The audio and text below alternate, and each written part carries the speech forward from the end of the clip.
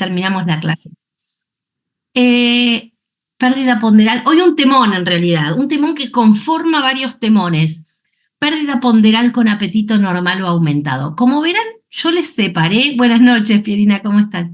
Les separé como si fuera motivo de consulta, ¿sí? Porque en realidad me parece que se nos complica la vida en general con los gatos y se nos complica la vida con los viejos, con lo que es el manejo del geronte.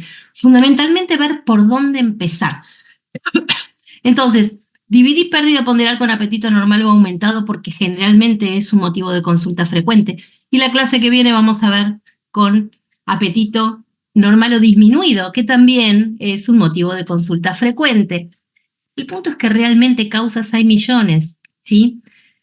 Las tres más factibles son estas, por una cuestión estadística nada más. Vamos a ver primero, les cuento de qué manera organicé la clase, vamos a ver primero de qué se trata la pérdida ponderal. Y una vez que veamos de qué se trata la pérdida ponderal, someramente vamos a ver de qué se tratan las tres afecciones más comunes. ¿Por qué les digo someramente? Porque la realidad es que somos clínicos y para muchísimas cosas como hipertiroidismo, diabetes, vamos a terminar teniendo que hacer consulta con endocrinólogo, derivando endocrinólogo o viendo de sentarnos y leer y profundizar, pero todólogos no somos, así que lo fundamental es que tratemos de aproximarnos a lo que es un diagnóstico clínico como para poder empezar a trabajar con nuestros pacientes.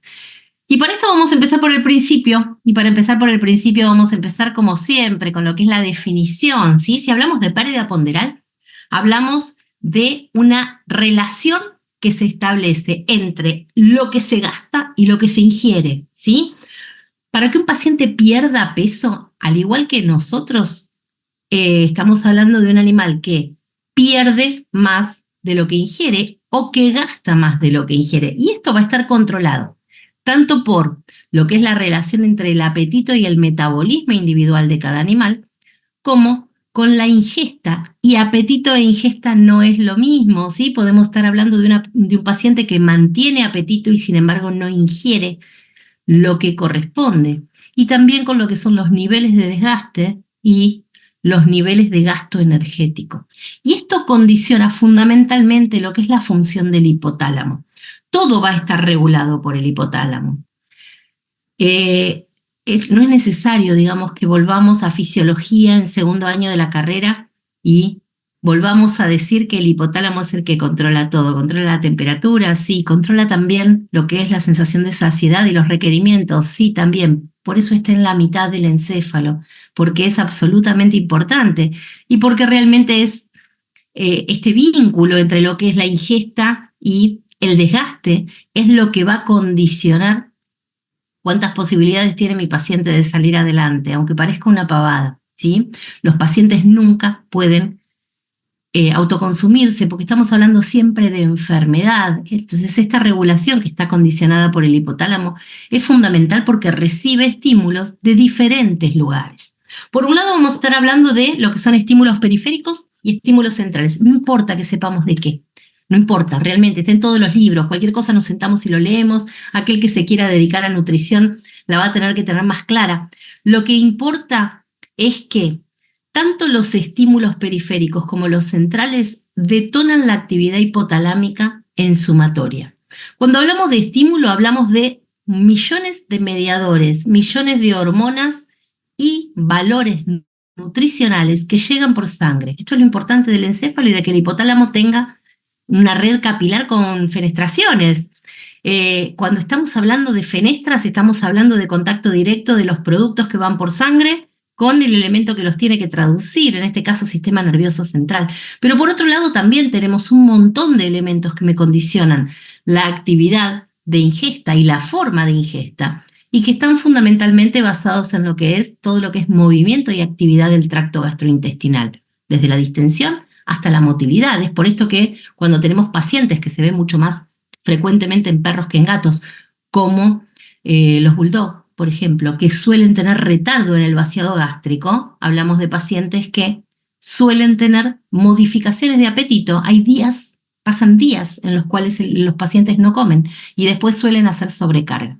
Esto no quiere decir que no se vean los gatos. pero es mucho, pero mucho menos frecuente. El punto importante de todo esto es que si yo necesito que el hipotálamo perciba hormonas, perciba mediadores, perciba polipéptidos, perciba fragmentos proteicos, perciba porcentaje de aminoácidos, y por otro lado sea interpretado todo lo que es la función del sistema gastrointestinal, voy a tener que hablar de un paciente sano. Si yo tengo un paciente que tiene cualquier tipo de modificación, fundamentalmente lo que es la bioquímica sanguínea, todo esto se va a modificar. Y cuando hablamos de bioquímica sanguínea, les tengo que agregar también todo lo que es la osmolaridad sanguínea, que también modifica la actividad hipotalámica. Entonces, y a partir de acá, funciona bárbaro mientras funciona. Y ahí es donde se me empieza a complicar, cuando deja de trabajar, cuando deja de funcionar como un individuo sano. Si yo tengo cualquier paciente que baja la cantidad de elementos que come, al igual que nosotros, o aumenta el gasto energético, va a perder peso. Eso es inevitable. Eso es a lo que aspira cualquier nutricionista, ¿sí? A que comamos menos y aumentemos la posibilidad que tenemos de movernos. Esto lleva a un descenso de peso corporal, fundamentalmente a expensas de la grasa, porque el cuerpo trata de cuidar la masa muscular. El punto es que si yo después vuelvo a recuperar la forma de ingesta y vuelvo a recuperar el volumen calórico que tenía al comienzo y no lo quemo, se recupera la condición corporal y vuelvo a ganar peso. O sea, un paciente va a perder en tanto aumente el gasto energético y disminuya la ingesta calórica. Si vuelve a recuperar ingesta calórica y corta el gasto energético, va a volver a recuperar peso. Pero esto va a ocurrir pura y exclusivamente en un paciente sano. Si yo estoy hablando de un paciente enfermo, se me empieza a complicar la vida, y enfermo por distintas causas. Un paciente que no está en estado de sanidad no recupera peso de la misma forma en que lo ganó. Es mucho más fácil, eso lo sabemos todos, sobre todo cuando estamos hablando de gerontes, mucho, mucho más fácil ganar peso que perderlo. Distinto es cuando estamos hablando, por ejemplo, de la sarcopenia del geronte, que implica una pérdida de masa muscular que se presenta en todos los pacientes cuando cruzan la barrera de los 8 o 9 años, de la misma manera que se nos presenta a nosotros cuando cruzamos la barrera de los 40 a 45. Es inevitable la pérdida de masa muscular y, de hecho, todo médico clínico, y nos tenemos que incluir ahí, tiene que aspirar a que esto ocurra de la manera más lenta posible, porque es el músculo el que nos permite trabajar metabólicamente con cierta base de reserva.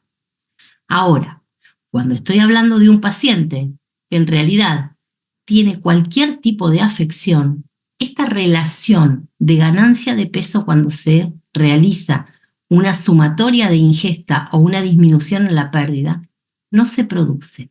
Y no se va a producir por distintos motivos. Entonces, importante que tengamos presente que cuando hablamos de medicina felina, cuando hablamos de gato, hablamos de un animal que es gluconeogénico constante. Cosas importantes que les voy a remarcar con esto, aunque peque de obvia, digamos, porque es importante que lo tengamos presente.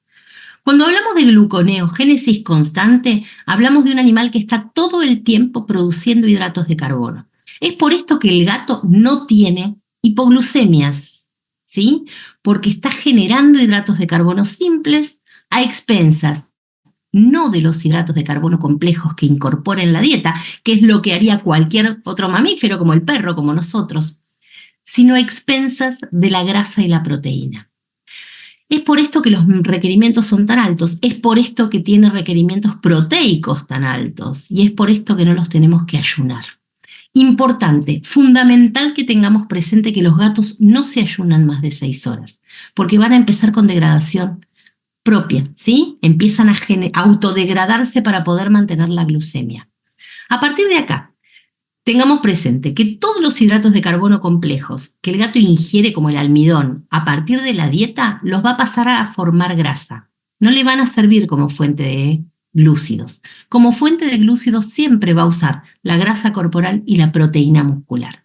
Y los requerimientos metabólicos del gato son diferentes a otras especies en cuanto a que un paciente geronte es el que tiene requerimientos más bajos, ¿sí? El que menos necesidad calórica tiene.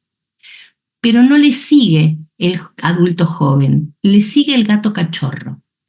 Es una de las pocas especies en las cuales el cachorro tiene menos requerimientos de los que tiene el adulto joven, porque el adulto joven está metabólicamente tan activo para todo y fundamentalmente cuando está entero con lo que es la parte hormonal, que tiene aumentados los requerimientos en relación a lo que serían los requerimientos de desarrollo, ¿sí? Fíjense qué interesante es cómo trabajan el metabolismo de manera diferente. Con esto no estamos hablando de la tasa de proteína, ¿sí? Sino de la cantidad de energía, de kilocalorías que necesitan día a día para poder mantenerse. A partir de acá, y como es importante que tengamos presente esto, si yo tengo un paciente geronte que ya está sarcopénico, que es un paciente magro, no puedo exigirle un ayuno. Casos excepcionales vamos a tener si ustedes tienen que entrar un paciente de 12, 13 años a quirófano, por ejemplo, para solucionar algún problema de tracto gastrointestinal y necesitan obligadamente tener un estómago vacío, por ejemplo, o tener un colon vacío. Completamente distinto a lo que son los ayunos, por ejemplo, que estamos acostumbrados a indicar para la extracción de sangre, a los ayunos que estamos acostumbrados a indicar para las ecografías abdominales. Traten de bajar la tasa de ayuno lo máximo que puedan, ¿sí? Porque si no, ese paciente, que es geronte, que tiene poco resto, independientemente de que esté metabólicamente más bajo, va a seguir necesitando autodegradarse para poder mantener la glucemia. Y si eso no le resulta un aporte proteico desde la dieta, un aporte nutricional, va a perder todavía más masa de la que tiene. Así que es importante que esto lo controlemos y que tratemos de que se ayune lo menos posible, sobre todo, cachorritos y gerontes, ¿sí? De hecho, ahora hasta los anestesistas te dicen que los cachorros directamente no se ayunan, no se hace un ayuno solamente para que no regurgiten, un ayuno de hasta 2 horas y cualquier cosa se los mantiene con alimento líquido, que es importante. Si hablamos de alimento líquido, tengan en cuenta una cosa también importante. El Ensure y todo lo que son suplementos de humana no son útiles para el gato porque se quedan cortos en proteína. Entonces, fíjense bien a la hora de suplementar, que sea de veterinaria o que sea cualquier plus que tenga una tasa proteica alta, porque si no se van a quedar directamente dándole hidratos de carbono y al gato no le va a servir para poder mantenerse, ¿sí? Necesitan inevitablemente proteína.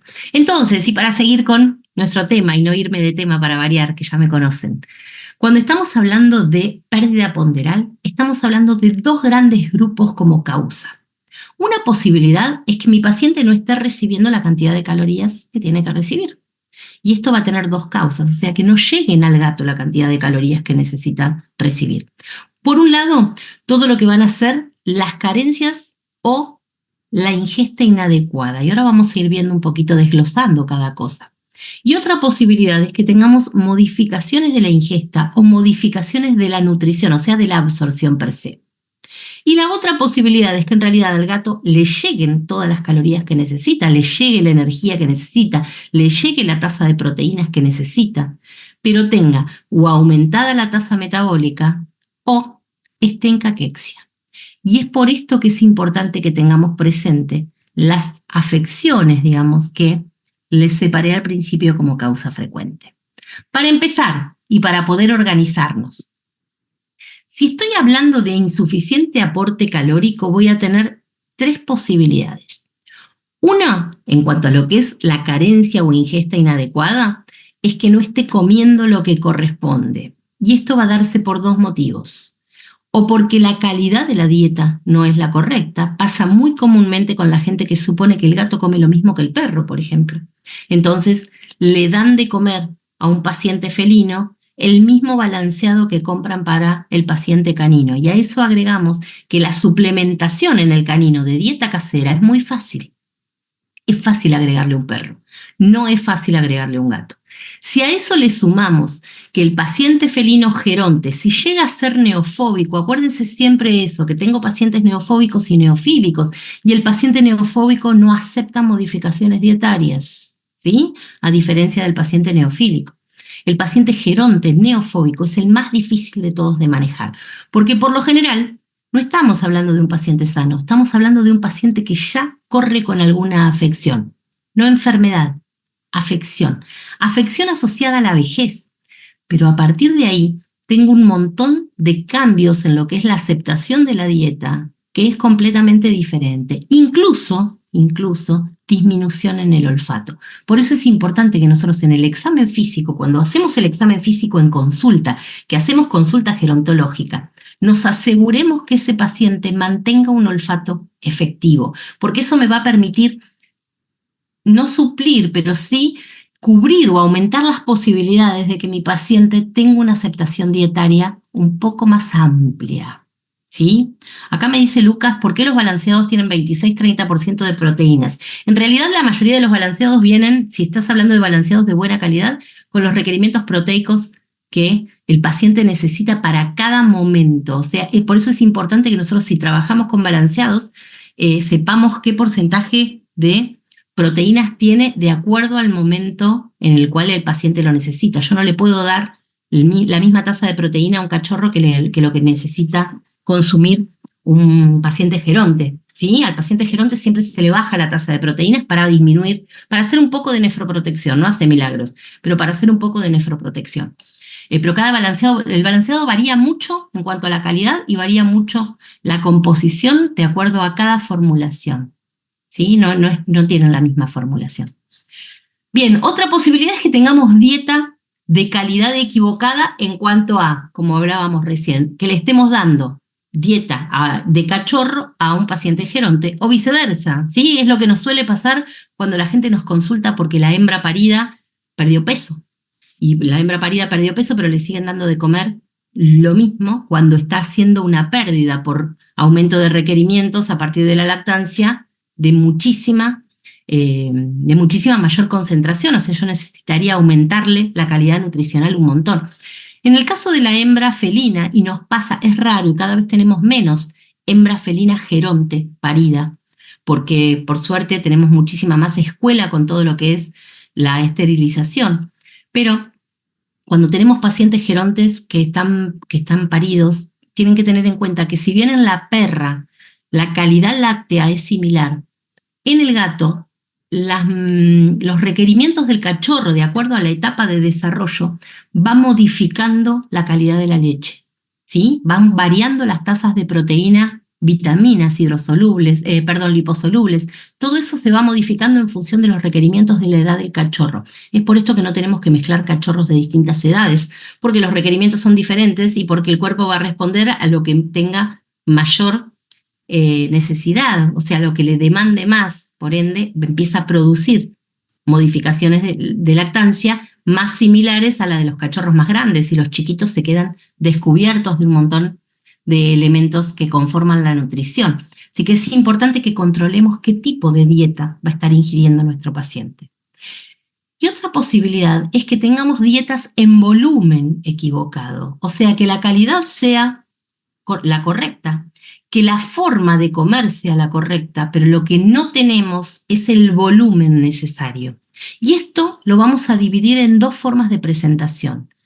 Sin afecciones físicas, o sea, un paciente que en realidad no encuentro cuál es el problema, no encuentro una afección física que haga que mi paciente ingiera menos volumen, y otra que se va a presentar con afecciones físicas, o sea, donde yo voy a encontrar modificaciones que pueden estar asociadas a miles de cosas, pero en el geronte, a la cabeza, y por eso lo vamos a ver como clase aparte, todo lo que son las enfermedades de la boca. El paciente geronte tiene muchísimas enfermedades asociadas a la boca. Cuando yo no encuentro afecciones físicas, en realidad tengo que irme fundamentalmente a todo lo que son las modificaciones de palatabilidad del alimento y, como les comentaba hoy, a la asociación con la pérdida de olfato o a las modificaciones. Eso también. Solemos todos indicar que cuando el paciente geronte come alimento para geronte, lo acabamos de hablar, ¿sí? Y cuando come alimento para geronte, si el gato es neofóbico, realmente empieza a tener pérdida ponderal porque no quiere comer el volumen correcto. O sea, es como que a nosotros nos corten la ingesta habitual y de golpe tenemos que pasar a comer lechuga todos los días.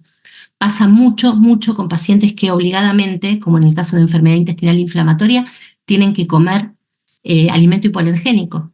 Y cuando pasan a comer alimento hipoalergénico, realmente no lo quieren comer. No sé si alguno de ustedes, yo en mis años de internación, pero no sé si alguno de ustedes probó alguna vez el alimento hipoalergénico, de la marca que sea, ¿sí? O sea, no importa qué marca sea, es como masticar cartón prensado, no tiene sabor absolutamente a nada, y eso, si le sumamos que generalmente se abre la bolsa y eso va perdiendo características organolépticas de olfato, y le sumo que el paciente geronte olfatea menos todavía, realmente no encuentran atractivo nutricional. Entonces, el paciente generalmente que no tiene afecciones físicas, lo que tiene es un problema de tolerancia alimentaria por gusto, o sea, no tolera por placer, porque le sacamos el factor placentero a la ingesta. Entonces pasa a comer lo que puede.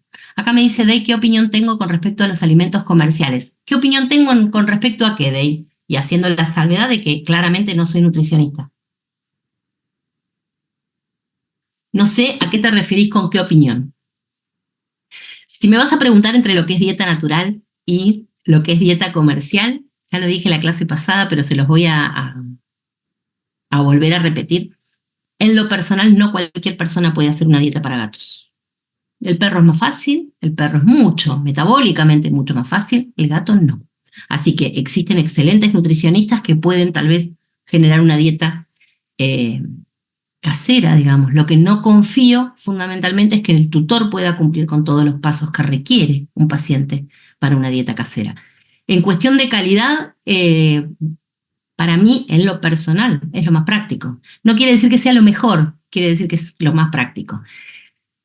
Hay 10.000 teorías, no me quiero ir mucho de tema con esto, pero hay 10.000 teorías de la aparición de neoplasias a partir del alimento comercial, de la aparición de enfermedad renal a partir del alimento comercial. Sí les puedo decir en ese sentido, el gato obtiene el 70% de la hidratación a partir de la dieta.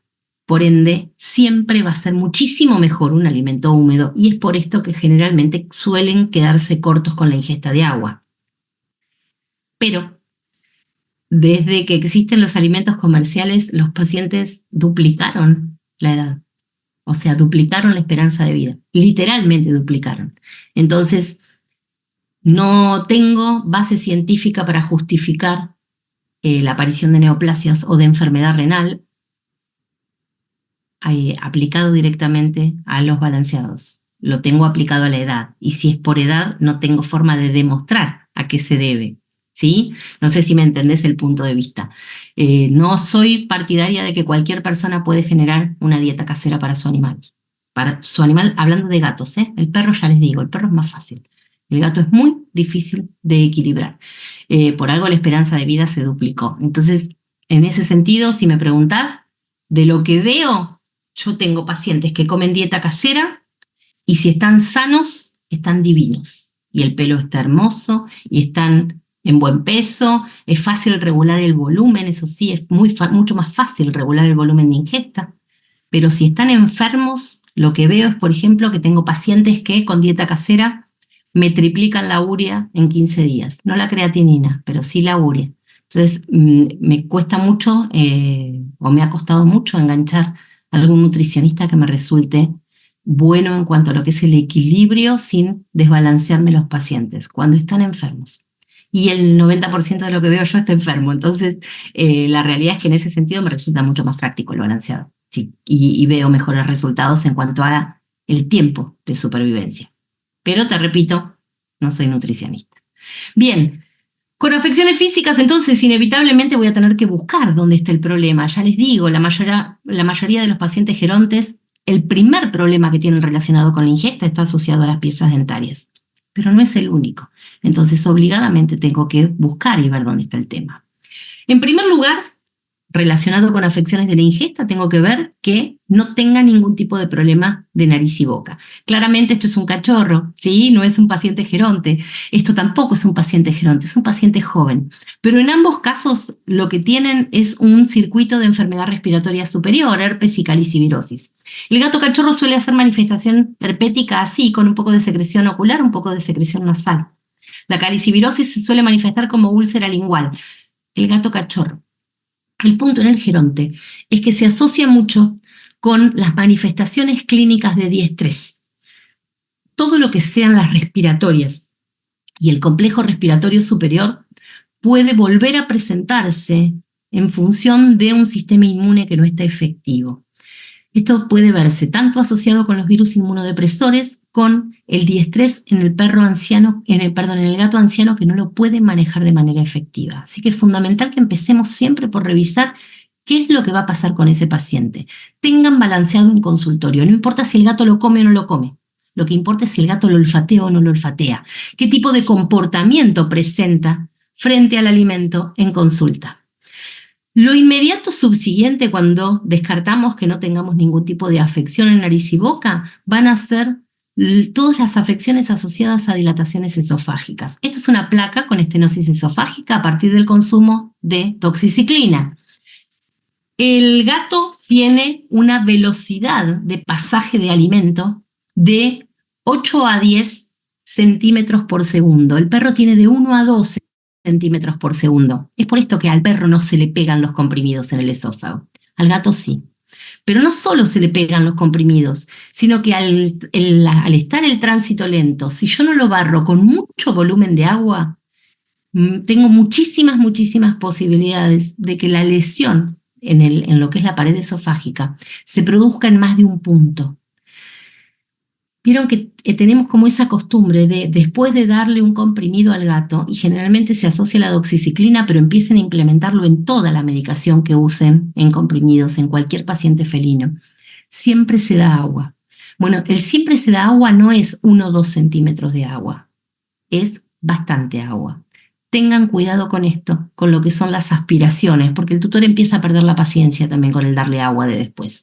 Y si queda pegado el comprimido a la pared, como la musculatura del gato es circular en el esófago en su 75%, lo que va a hacer es generar una lesión de mucosa que llega a la submucosa y el cuerpo lo va a reparar por cicatriz. Y cuando lo repare por cicatriz, la cicatriz tiende a estenosar. Cuando se cierra, me da esto, que van a ser las dilataciones esofágicas por constricción o por cicatriz.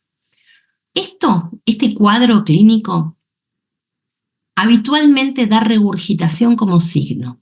El problema lo tengo, como en este caso, cuando es muy proximal, y al ser muy proximal, el signo clínico no es la regurgitación, sino la disfagia.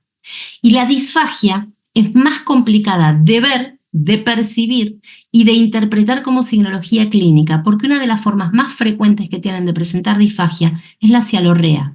Y si tengo un paciente felino geronte con cialorrea, lo primero que voy a pensar como clínico son las enfermedades de la boca y los problemas hepáticos, o sea, triaditis, colangiopatitis.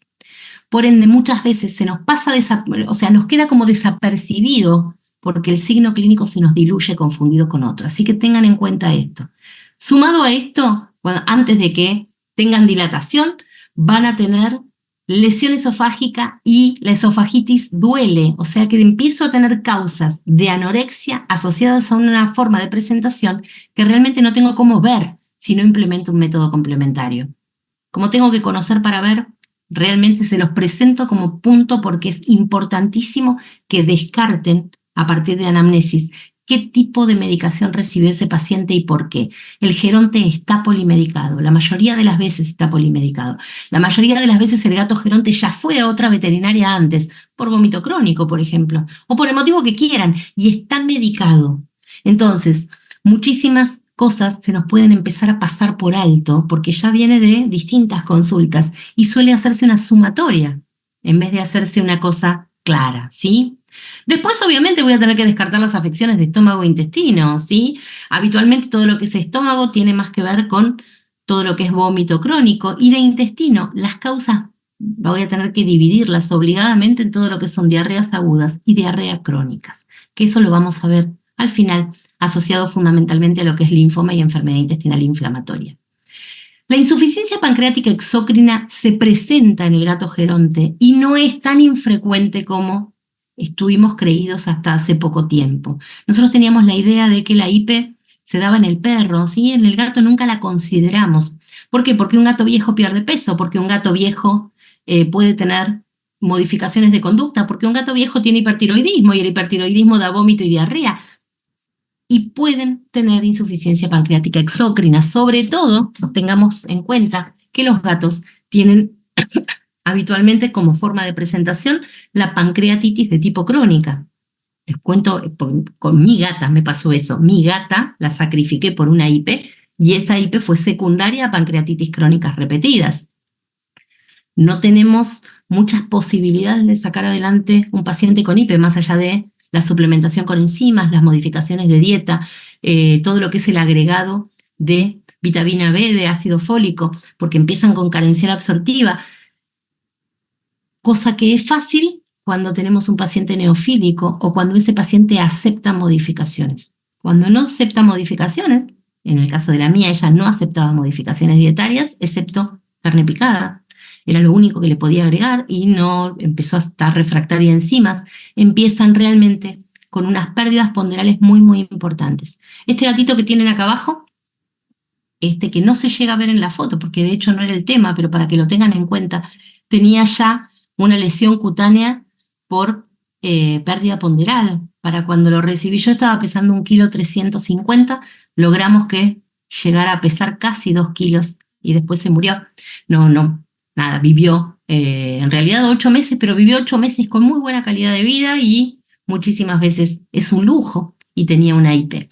Se los cuento para que lo tengan siempre presente. Insuficiencia pancreática, ¿qué más? Me dice Noemí, no te entiendo, Noemí. ¿Qué más que insuficiencia pancreática exócrina? Eso es IP, pero no sé qué.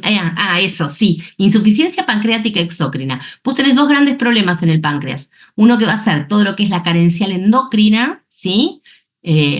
Generalmente en forma de diabetes mellitus, y otra que va a ser la insuficiencia pancreática exócrina. El páncreas tiene solamente un 2% de tejido endocrino. El 98% es aparato de sostén y exócrino. Cuando el páncreas no funciona, vas a tener, o no funciona de la manera correcta, vas a tener un cuadro de mal digestión. Ese páncreas no puede digerir lo que el paciente come. Por ende, hay una pérdida de peso muy, muy evidente. Y es importante en serio que lo tengamos presente. Dentro de lo que son las enfermedades metabólicas que también me generan alteraciones de la ingesta, vamos a tener la diabetes mellitus. ¿Sí? Que esto, como les decía hoy, y hoy lo vamos a ver un poquito, ahora lo vamos a ver un poquito más en desarrollo. Y para asociar con lo que son las pérdidas calóricas proteicas, no por nada, Noemí, vamos a tener fundamentalmente todo lo que son afecciones que produzcan pérdidas de proteínas. A la cabeza, las afecciones renales. Pero cuando hablamos de afección renal, hablamos de un paciente que habitualmente, para tener un mal estado general suficiente, no cursa con apetito normal aumentado, cursa con apetito normal disminuido. Por eso lo vamos a ver la clase que viene. Pero sí puedo tener otro tipo de lesiones que van a ser las cutáneas exudativas, a la cabeza las quemaduras. Ojo con el paciente que presenta quemaduras porque tiene una pérdida de proteínas enorme a partir del exudado y eso puede llevar, si se cronifica, a pérdida ponderal, y las caquexias que se generan por cualquier enfermedad crónica que esté sostenida en el tiempo y que nos haya pasado desapercibido o que no haya sido motivo de consulta. Y otra posibilidad van a ser los aumentos de metabolismo, hipertiroidismo. El ejercicio extremo se considera fundamentalmente en perros. El punto es realmente es poco probable que tengamos un gato sometido a ejercicio extremo, excepto, no entra dentro de lo que es el geronte, pero el macho entero cuando está buscando para servicio, que cada vez recorre más y si no se olvida el camino o no se pierde o no le pasa nada, camina mucho, kilómetros por noche, y eso pasa a ser un ejercicio extremo cuando no llega a cubrir los requerimientos nutricionales. El clima frío en animales que están expuestos a la nieve y, como les comentaba hoy, la lactancia. Ojo con la lactancia, porque realmente no solo está aumentado el metabolismo, sino que el consumo es tan alto que nuestros pacientes pierden peso. Y si es una gata geronte y tiene el riñón al límite, lo va a perder, va a dejar de tenerlo, ¿sí? Entonces, ¿qué pasa con mi paciente? En primer lugar, vamos a hacer lo que se llama rascado, me dice Lucas Manzano. Sí, cualquier cosa que me genere un aumento del ejercicio va a poder producir pérdida ponderal. En el caso del rascado, a veces nos pasa que el motivo de consulta en realidad es más que nada la alopecia, porque la gente no ve que el gato se lame, que habitualmente el rascado en el gato es más por lamida. pero sí son pacientes que pasan a comer menos porque en realidad están ocupados con el prurito. La ocupación con el prurito en el gato es terrible, y de hecho, el gato, ahora que lo dice Lucas, y de paso le tomo, digamos, la posta, el gato prefiere el dolor al prurito. Es por esto que cuando tenemos pacientes que tienen mucha situación de mucha prurito, como el caso de los cuadros de prurito de cabeza y cuello, los pacientes vienen todos lastimados, que parece realmente una autoinmune, o sea, parece otro tipo de lesión comparado con lo que es un perro, pero es pura y exclusivamente porque prefieren que les duela, no soportan el rascado. Y el rascado, como dice Lucas, sí es una fuente de pérdida energética importante. Bien, aproximación diagnóstica entonces. Sí, la alopecia, Noemí, me dice Noemí que había visto una gata ansiosa que se rascaba hasta quedarse alopésica. La alopecia es muy, muy común en los gatos, la alopecia por prurito. Por prurito, por ansiedad, por problema conductual, por estrés, absolutamente frecuente. Empezamos con reseña anamnesis. Claramente, cuando estamos hablando de hacer reseña anamnesis, estamos teniendo en cuenta qué edad tiene ese paciente, cuáles van a ser los supuestos requerimientos nutricionales que presente. A partir de ahí, estamos hablando en este caso de geronte, así que siempre vamos a hablar de un paciente que tiene menos requerimientos que un paciente adulto joven. Pero es fundamental que prestemos atención a la anamnesis. ¿Qué pasa con ese paciente? ¿Qué pasó antes? ¿Sí? Nunca nos olvidemos del qué pasó antes, de preguntarle a la gente, ¿lo llevó alguna vez al veterinario? ¿Por qué? ¿Qué pasó?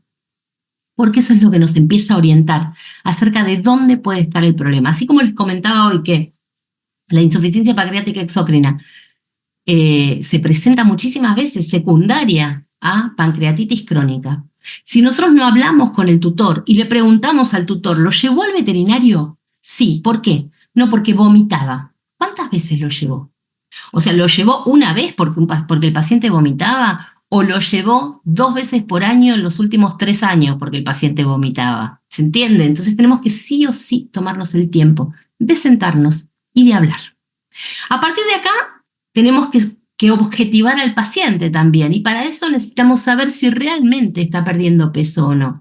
La única posibilidad, tanto en más como en menos, va a ser pesar siempre a mi paciente en la misma balanza y poder ver exactamente qué es lo que está pasando con ese animal, y puntualizar, objetivar. Para eso usamos el score. Nosotros tenemos 2 tipos de score generalmente, un score de 1 en 5 y un score de 1 en 9. Esto les aclaro, hay millones de maneras de medir, muchísimo más complicadas. Hay otras que es midiendo el largo de fémur y el diámetro de radio cúbito. Hay muchísimas formas. Yo les estoy contando la más fácil y la que hacemos todos en consulta. Establecemos condición corporal y establecemos puntaje.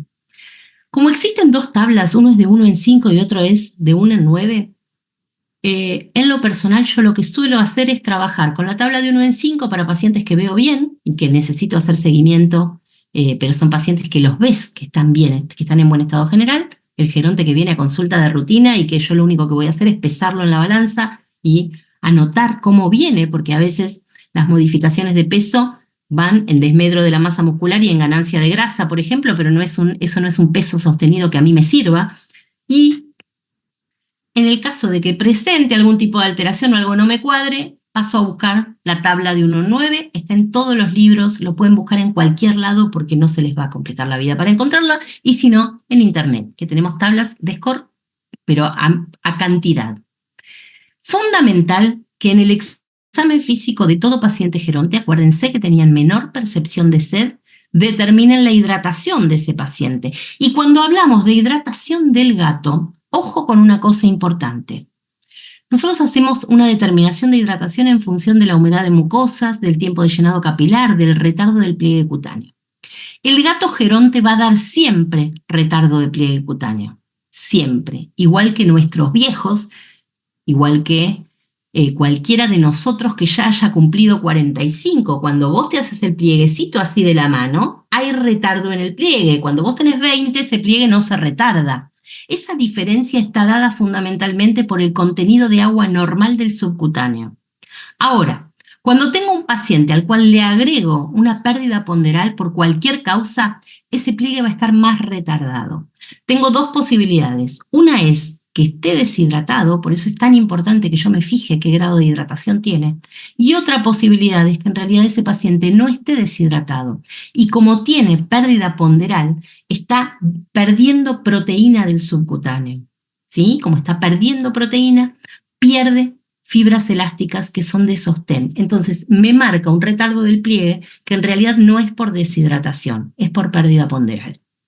Fundamental que acomodemos esa diferencia para poder saber dónde estamos parados con ese paciente. Porque una posibilidad es que me aparente pérdida ponderal por deshidratación y otra es que esté deshidratado y eso me dé una idea de pérdida ponderal. Y yo voy a trabajar con la cabeza de manera diferente, voy a pensar distinto en función de una o de otra cosa. Voy a hacer un examen físico general y uno particular, y dentro de lo que es el examen físico particular le voy a prestar atención fundamentalmente a todo lo que es tracto gastrointestinal para saber qué es lo que pasa con mi paciente y por qué mi paciente puede estar perdiendo peso. ¿Hay relación directa con el tracto gastrointestinal o no? ¿Sí? Arranco desde ahí, porque es la manera más fácil que tengo de empezar a trabajar, porque para poder tener un paciente nutrido tengo que tener un tracto gastrointestinal trabajando. Me fijo si olfatea y me fijo cómo come. No todos los pacientes, como les comentaba hoy, comen en consulta. Fundamental, apelemos al tutor y apelemos a la filmación de ver cómo come ese gato, cómo come blando, cómo incorpora líquidos, cómo come sólidos. Porque de esa manera voy a poder empezar a filtrar dónde puede llegar a estar el problema. Y, obviamente, si necesito complementarios, pido complementarios. ¿Por qué les puse implementar complementarios de manera racional? Porque no pedimos a tontas y locas, no pedimos por las dudas, ¿sí? Pero obligadamente en un paciente geronte voy a necesitar una placa de piezas dentarias, por ejemplo. Posiblemente si yo no encuentro nada complicado, voy a pedir una placa de piezas dentarias sin sedación, porque no justifica sedar al gato, pero sí necesito ver que yo no tenga ninguna afección de raíz, por ejemplo, importante en caso de sospecharla, y ahí sí voy a necesitar placa con el paciente anestesiado. Obligadamente coproparasitológico, directo y seriado. El coproparasitológico directo no reemplaza al seriado nunca. Y los pacientes, todos los gatos, tienen una tolerancia a la coexistencia parasitaria absolutamente alta, excepto que empiecen a tener algún tipo de problema con el sistema inmune. Siempre les voy a decir lo mismo. El geronte está en la cuerda floja, entonces su sistema inmune no está siempre efectivo. No puedo, porque el gato se ve bien, suponer que está bien. Tómense la costumbre de hacer un seriado por lo menos 2 veces al año. Sobre todo si tienen cualquier tipo de modificación de peso en ese paciente, porque necesito saber dónde estoy parada. Obviamente voy a tener que hacer imágenes abdominales o torácicas en función de lo que piense. Voy a tener que caer en laboratorio, análisis de orina, y sí o sí, porque estoy hablando de geronte, voy a tener que evaluar qué es lo que está pasando con mi hormona tiroidea. Acá me dice Noemí, también se podría considerar las veces que va al baño para defecar. Eso forma parte de la anamnesis en la consulta, Noemí, siempre. ¿Cómo hace materia fecal? ¿Cuántas veces orina por día? Si tienen control o no. ¿Qué volumen de agua ingiere? Todo eso forma parte de la anamnesis y lo tengo que tener en cuenta en todos los pacientes, no solamente ni en el gato viejo, ni en el gato con pérdida de peso, sino en todos los pacientes. ¿Cuáles son las frecuencias normales? ¿Necesito descartar enfermedades infecciosas? Sí, esto lo voy a hacer en todas las consultas, pero descartar BIS-BILEF obligado. Descartar PIF es difícil y la realidad es que las probabilidades son muy bajas. Lo que tengo que hacer es tratar de buscar a ver si tengo elementos asociados con pleuroperitonitis. Acuérdense siempre que es un virus que muta de manera oportunista. Un paciente que tiene coronavirus puede mutar ese coronavirus a peritonitis infecciosa cuando tiene cualquier afección que modifique el sistema inmune, así que tengo que aprender a buscar y fijarme qué es lo que puede estar pasando, sobre todo gatos que presentan ictericia, que presentan deformaciones a la palpación, que presentan obviamente fusiones. Descartar toxoplasma, porque el toxoplasma también va a aprovechar un sistema inmune inefectivo y va a dar características fundamentalmente asociadas a modificaciones del sistema nervioso y entre otras, una de las modificaciones que pueden presentarse, aparte de convulsiones, son las pérdidas de interés, ¿sí? Que van a ser indicaciones corticales. Y esa pérdida de interés puede estar asociada a toxoplasma. Me dice Mariana, doctora Leti, ¿la toma de presión arterial también la incluiría o solo si ve signología? Mari, la toma de presión arterial va siempre en la consulta gerontológica. Forma parte de la consulta gerontológica. O sea, es exactamente lo mismo que si hiciéramos toma de frecuencia cardíaca respiratoria. Un paciente geronte necesita obligadamente la toma de presión. Y descartamos, obviamente, dolor, fiebre, depresión y estrés. Depresión y estrés en el gato necesito descartarlo siempre. ¿Sí? Siempre. Porque los gatos tienden a deprimirse. Fundamentalmente porque tenemos un montón de modificaciones dentro de lo que es el estado general. Y el gato viejo no puede adaptarse de manera cómoda, nunca, a modificaciones del entorno. Por nada, nena. Entonces, obligadamente tengo que evaluar qué es lo que está pasando con ese paciente. Y si tengo dudas, hago consulta etológica, ¿sí? En primer lugar, cuando hablamos de depresión y estrés, también tengo que evaluar exactamente qué es lo que está pasando con lo que es síndrome de disfunción cognitiva, porque es importante. Entonces empiezo a filtrar qué es lo que está pasando y descartar cualquier otra afección, pero que ya va a estar más rara, ¿sí? No voy a estar buscando tumores del sistema nervioso que se asocien con la inhibición del centro del apetito. Voy a buscar primero, siempre, lo fácil. Y dentro de lo fácil, voy a tener que descartar las 3 afecciones más frecuentes que se van a presentar en el gato, que me mantengan el apetito o que me lo aumenten. Y van a ser estas 3: hipertiroidismo, diabetes y enfermedad intestinal inflamatoria linfoma, que van a ir de la mano. Les vuelvo a aclarar una cosa. Esto no es que a partir de acá vamos a saber todo, es solamente para que tengan un pantallazo de cómo se presenta cada una de las afecciones para poder reconocerla y cualquier cosa poder derivar a ese paciente al colega que lo requiera o, como les digo, sentarnos a leer y ver qué es lo que pasa. Hipertiroidismo, en primer lugar, estamos hablando de pacientes que tienen de edad media a superior. El 10% de los pacientes tienen más de 10 años, pero esto se presenta a partir de los 6 o 7 años. Así que, a partir de que un paciente felino tiene 6 o 7 años, yo necesito incluir la T4 dentro de lo que son las determinaciones hormonales. No importa si es macho o hembra, no importa qué raza tenga. Fundamentalmente, lo que tengo que hacer es empezar a buscar adenomas tiroideos. Esto, en primer lugar, lo voy a buscar por palpación, ¿sí? Pero tengan presente que la mayoría son adenomas y dan deformación glandular. La glándula se ubica en los primeros anillos traqueales, pero tengan en cuenta, les hago, digamos, la salvedad, que si bien en todas las especies se encuentra dentro de los primeros anillos traqueales, cuando estamos hablando de un paciente viejo cuyo adenoma es muy grande, esto me puede hacer tracción hacia abajo y lo puedo encontrar mucho más cerca de la entrada del pecho. Así que tengo que palpar toda la tráquea de ser posible, ¿sí? Me va a generar obligadamente un aumento de metabolismo que me va a llevar a la pérdida ponderal a partir de ahí. Así que es importante que incluyamos dentro de todo paciente geronte el control para ver qué es lo que está pasando con esa glándula tiroidea. Los signos clínicos van a ser a la cabeza la pérdida ponderal, pero esto va a ir acompañado por las 3P, polifagia, polidipsia y poliuria. Tengo un aumento fundamental de todo lo que es consumo. Son pacientes que suelen estar inquietos y deambulantes. Y a la cabeza tengo como cambio de comportamiento el aumento de agresión y las vocalizaciones. ¿Por qué es importante que lo veamos? Si bien se acompaña de vómito y diarrea muchísimas veces y pueden darse una, las dos o combinación de ambas, da pelo hirsuto, o sea que si se fijan en realidad, tengo un paciente que tiene signos clínicos que se comparten con muchísimas afecciones del geronte, ¿sí? Yo puedo tener pérdida ponderal, polidipsia, poliuria, polifagia, puede ser diabético, claro. Puedo tener un paciente con inquietud, vocalizaciones y cambios de comportamiento, puede ser un síndrome de disfunción cognitiva, claro. Puedo tener vómito, diarrea, mala condición de malto, cualquiera maldigestiva y malabsortiva, claro. Puedo tener polidipsia asociada con mala condición del manto, que todavía mantenga apetito normal, y poliuria asociada y tenga una falla renal crónica, claro. Son muchas. Entonces, lo importante es que aprendamos a buscarla y a prestarle atención a los pacientes que tengan más de 7 años. El diagnóstico se va a hacer fundamentalmente por reseña y anamnesis, y acuérdense siempre, medicina preventiva, nuestro objetivo es ese. 2 veces por año el paciente tiene que ser controlado. Y lo que tengo que controlar obviamente va a ser el aumento de frecuencias, ¿Por qué? Porque tengo un paciente que está metabólicamente aumentado. La hipertensión asociada, Mari, acá estamos con la primera medición de presión asociada a algo puntual y que no sea solamente un control.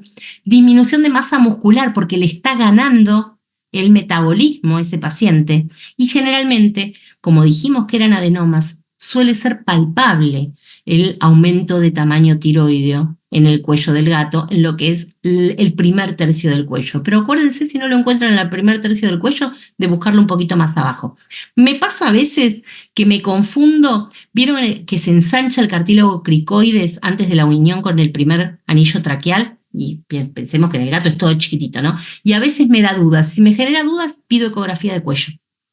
Esto se los digo antes de pedir hormona tiroidea, porque es muy cara la hormona tiroidea acá. No sé si para ustedes también es cara o no, eso depende del lugar geográfico, digamos, del cual vengamos todos, pero como acá es cara, prefiero muchas veces pedir una ecografía de tiroides, sobre todo cuando me da dudas antes de hacer gastar, digamos, dinero a la gente solamente por una sospecha mía.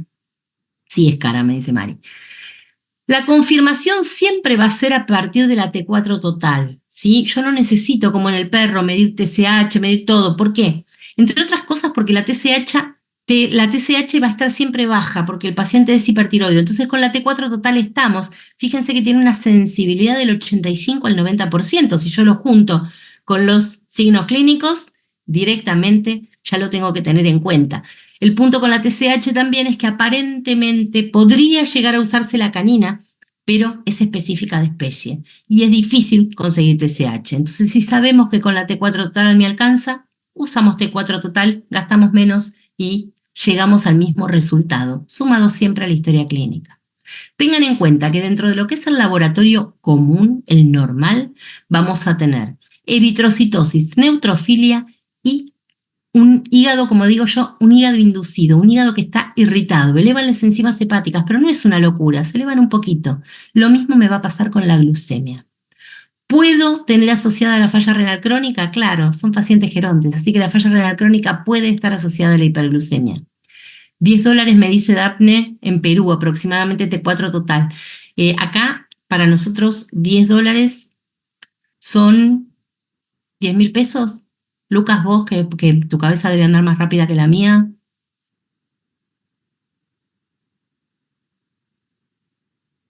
Me dice Oscar, en gerontes vemos eritrocitos casi siempre.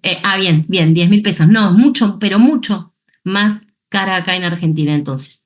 Mucho más cara. Me dice Oscar, en gerontes vemos eritrocitosis casi siempre. Sí, suele ser algo frecuente. Por eso en realidad la sangre es bastante inespecífica porque no me da absolutamente ningún dato definitivo. Una hiperglucemia leve es la nada en un gato, ¿sí? La inducción de enzimas hepáticas es la nada en un gato. Por eso la demostración real se da con la T4 total y con lo que es la característica de anamnesis. Es absolutamente orientativa porque todas las modificaciones que yo tengo en el hipertiroideo, cuando las tengo todas claramente, se pueden asociar a distintas afecciones, pero ninguna me da todas en sumatoria. Entonces, el gato que es de libro es muy fácil. El problema se me genera con el gato que no es de libro, que tiene un par de signos, pero no todos. Dentro de los complementarios, control de presión. ¿Por qué se los vuelvo a poner? Porque no es medición de presión, es control de presión. O sea, paciente que esté hipertensado, tengo que bajar la presión. Tengo que hacer sí o sí trabajo sobre ese paciente para saber exactamente qué es lo que está pasando con su presión y bajarla. Control cardiológico, obligadamente. Acuérdense siempre todo lo que son las asociaciones con las afecciones cardíacas, fundamentalmente la cardiomiopatía hipertrófica. Tengo que hacer ecografía abdominal, necesito controlar fundamentalmente todo lo que es hígado real, ¿sí? Hígado funcional. Y de paso controlamos adrenales. Y placa de tórax. Les puse esta placa de tórax, esto pasa a ser como de rutina la ecografía abdominal y la placa de tórax. Les puse esta placa de tórax para que vean esto, ¿sí? ¿Ven todos estos puntitos así? Que parece una perdigonada, como decimos acá, perdigones de escopeta. Se ve así, se ve como si fueran perdigones de escopeta. Me dice Lucas, ¿cuándo consideramos hipertenso un gato? Igual que un perro, igual que nosotros. Presión encima de 12. En cantidad de mediciones me decís, Lucas, lo ideal es hacer medición nunca hacemos 7 en realidad en la práctica, voy a serte sincera. Por lo general hacemos 4 o 5 mediciones. Importante, siempre midiendo a lo largo del día y siempre en el mismo lugar. Siempre con el mismo manguito y aparato, que también es importante. Y muchos gatos presentan una cosa que en humanas se llama síndrome de bata blanca, y es que frente a la presencia del veterinario se estresan. Preferentemente, lo ideal es que no tengan asociación con ese veterinario en relación a ninguna situación estresante o dolorosa previa. Fundamentalmente todo lo que es castración. Fíjense que tienen memoria, sí, tienen memoria. Entonces, cuando tienen asociación con el síndrome de bata blanca, si les tomas la presión, puede darte alta todo a lo largo del día y en realidad es asociación con la persona. Así que eso hay que tenerlo en cuenta. Nosotros por ahí en la facultad, por ejemplo, generalmente el tensiómetro lo maneja Sebastián Ibelli, porque es el que hace nefrología y es el que tiene más práctica, digamos, con el manejo del tensiómetro. Y siempre lo hace él. Y tengo pacientes que solamente dan altos con él. Y después cuando le mide la presión cualquiera de nosotras que somos mujeres, la presión da normal. Eso ya lo sabemos, lo hemos probado, digamos. Así que tienen que tener cuidado en ese sentido con las determinaciones. Bien, les mostraba esta placa por esto. Esto que se ve como si fuera una perdigonada es una calcificación pleural. Suele ser muy frecuente en el gato geronte, el hecho de que presenten focos de calcificación en la pleura, y tiene mayor incidencia en el paciente asmático. Así que ténganlo en cuenta a la hora de encontrarlo porque se encuentra como hallazgo el tema de las calcificaciones y no tiene ningún tipo de implicancia clínica. Son solo calcificaciones anecdóticas. Se los cuento porque a veces hay como una asociación, pero si un paciente asmático llegó a viejo, va a seguir viejo. No va a haber problema con eso. El punto es que no se les asocie o que no se les junte con cualquier otra afección. En este caso, este gato tenía asociado una ruptura diafragmática crónica y las calcificaciones creemos que eran secundarias a la irritación pleural por la ruptura diafragmática crónica, pero no es un problema clínico, ¿sí? Es solamente un hallazgo radiológico. Bien, tratamiento para el hipertiroideo en realidad es tratar de bajar la hiperactividad tiroidea sin caer en el hipotiroidismo. Antes lo que se hacía era eso, era llevar al gato a un hipotiroidismo, igual que en humana, y después suplementar. Es un tema, es un problema. Entonces hay distintas formas de tratamiento, como el yodo radioactivo, como medicaciones que se usan como elementos antitiroideos. Generalmente se tiende a la tiroidectomía y sacar el lóbulo que está con el adenoma, que presenta el adenoma, y fundamental, en el caso de que se haga tiroidectomía, que se tenga cuidado con la paratiroides, porque la regulación de calcio después empieza a ser un problema. Y suele ser una situación frecuente que se lleven la paratiroides junto con el lóbulo tiroideo. Se agrega terapia nutricional. Dentro de lo que es la terapia nutricional, fundamentalmente se regula la ingesta de yodo y sodio asociado, pero la base de esto la va a tener que manejar un endocrinólogo, ¿sí? Nosotros podemos hablar con el tutor, sentarnos, charlar, explicar. Lo va a tener que manejar un endocrinólogo porque son pacientes crónicos y eternos, ¿sí? Entonces, sí o sí lo ideal es, como están siempre muy en el límite entre lo que pasa a ser un paciente con función tiroidea normal y lo que pasa a ser un paciente con hipotiroidismo, lo ideal es que lo maneje un endocrinólogo. Pasamos a lo segundo, que va a ser la diabetes mellitus. Vamos a hablar ahora de diabetes. Les voy a hacer una salvedad importante, muy importante. Vamos a hablar de diabetes y no de cetoacidosis diabética, ¿sí? La cetoacidosis diabética es una urgencia, es una emergencia metabólica, o sea que necesitamos obligadamente que ese paciente sea sí o sí controlado en internación y por alguien que sepa manejar cetoacidosis diabética. Es bastante complicado manejarlo cuando uno recién arranca una guardia, recién empieza a trabajar. Es complicado, es difícil y tiene un montón de modificaciones osmolares, fundamentalmente ese paciente cetoacidótico. Por eso no me voy a meter en el tema porque es para clase de 2 horas, ¿sí? Cetoacidosis. Vamos a hablar someramente de diabetes y lo que vamos a hacer fundamentalmente es establecer que la vamos a tener de manera mucho más frecuente en machos. Mucho más frecuente aún si ese macho está castrado y tiene más de 7 años. Fíjense que está claramente asociado con enfermedades del geronte. Y los pacientes con sobrepeso tienen mucha más incidencia. Habitualmente hay una asociación con la corticoterapia crónica, pero fundamentalmente porque el paciente con sobrepeso, cuando está sometido, y esto no tiene que ver, digamos, con el corticoide en sí, que induce hiperglucemia, y esa hiperglucemia se sostiene, sino con la obesidad asociada con el uso de corticoide. Este es otro tema y es un universo, obesidad, y también lo vamos a ver porque el paciente geronte felino tiene predisposición a la obesidad. Esto se me cambió solo porque tiré todo, pero bueno, ya me conocen.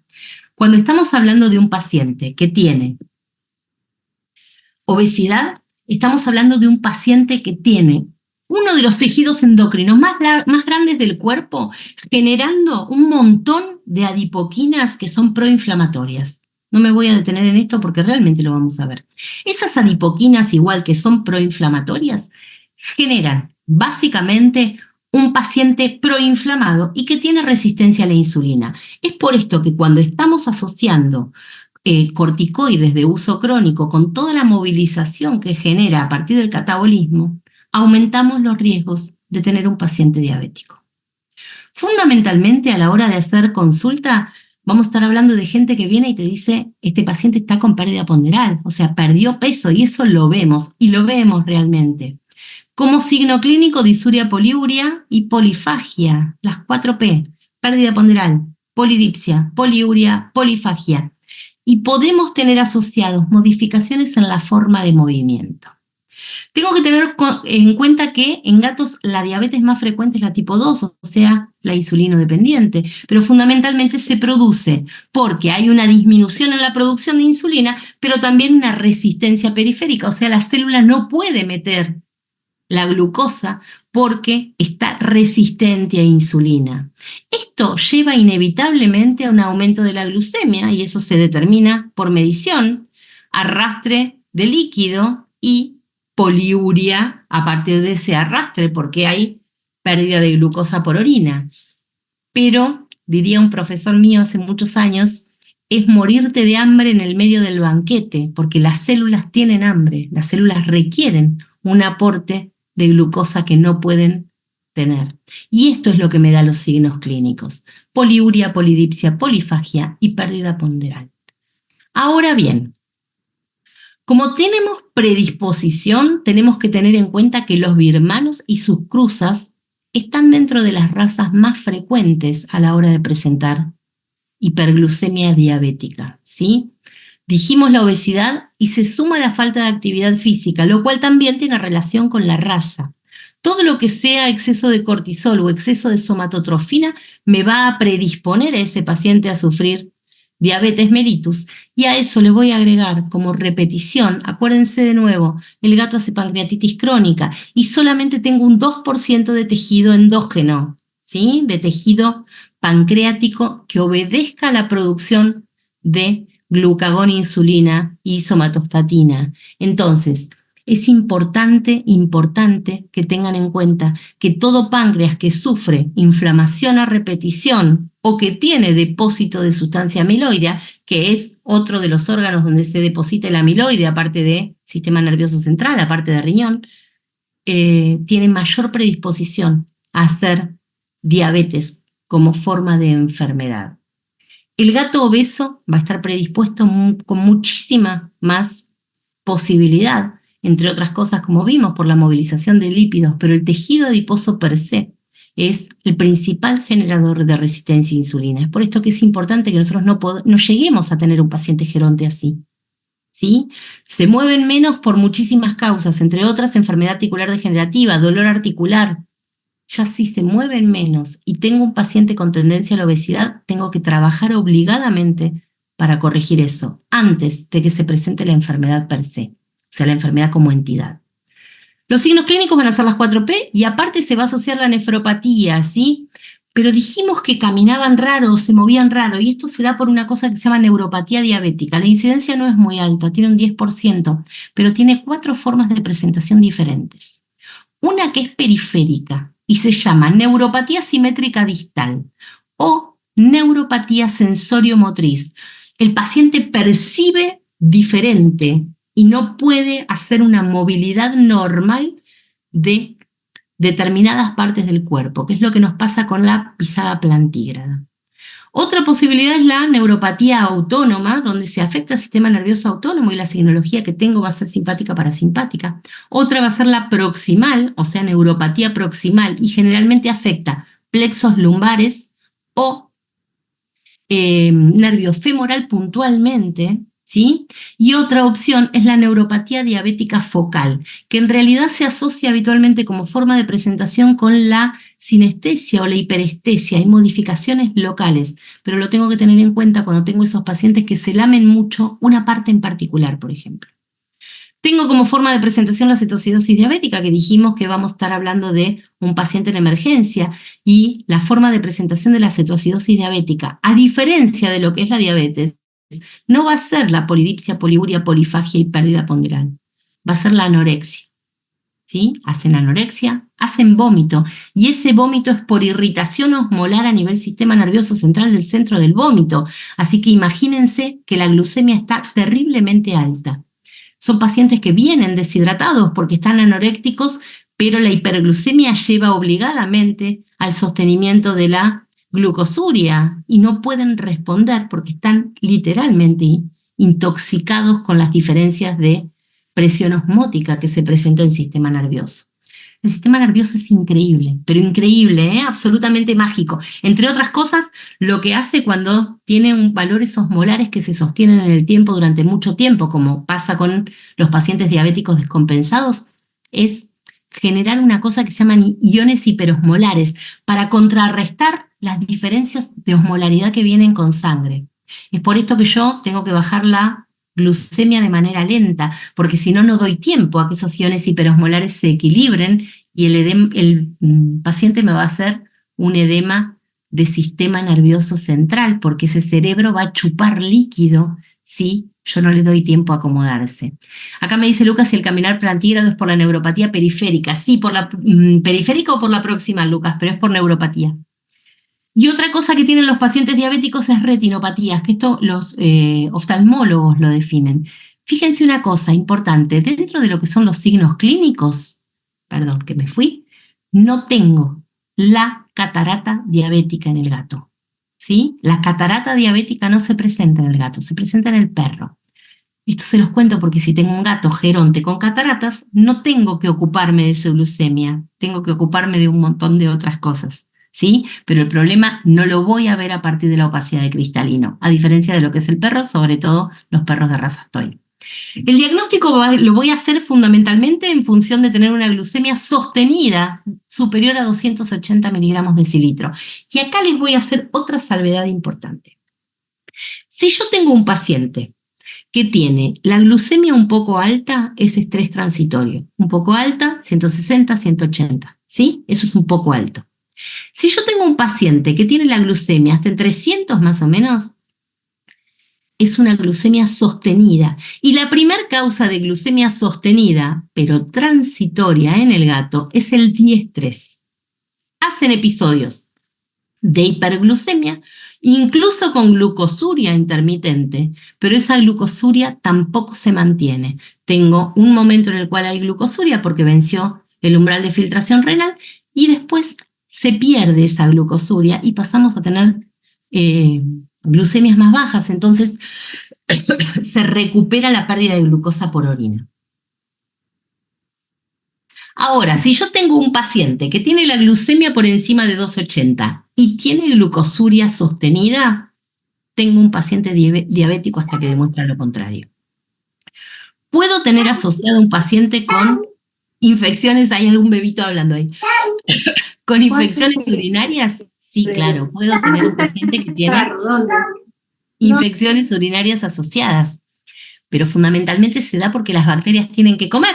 Entonces, si hay glucosa en orina y modificaciones de pH, voy a tener posibilidades de que se infecte. El hecho de encontrar orinas con procesos infecciosos son indicativos de que yo a ese paciente le tengo que controlar la glucemia. ¿sí? Cada vez que yo tengo un paciente con una cistitis infecciosa, necesito controlar la glucemia de ese animal. Puedo determinar fructosamina. Generalmente se hace porque la fructosamina necesita tiempo establecido y los valores normales son entre 200 y 360, así que cualquier cosa que me levante la fructosamina por encima de ese valor, considero que ese es un paciente que mantuvo la glucemia sostenida durante tiempo y puede en realidad estar asociada con hiperlipidemia. La hiperlipidemia tiene dos causas. Una puede ser la afección pancreática, dijimos que se asociaba a pancreatitis, y otra la movilización de tejido adiposo, que también se presenta en el paciente, sobre todo porque tengo un paciente obeso, entonces va de la mano. Obviamente tengo que evaluar todas las afecciones que se me puedan presentar en ese paciente y tengo que descartar o evaluar que mi paciente no presente acromegalia asociada, que no tenga un Cushing. Ojo con esto, también existe el Cushing en los gatos.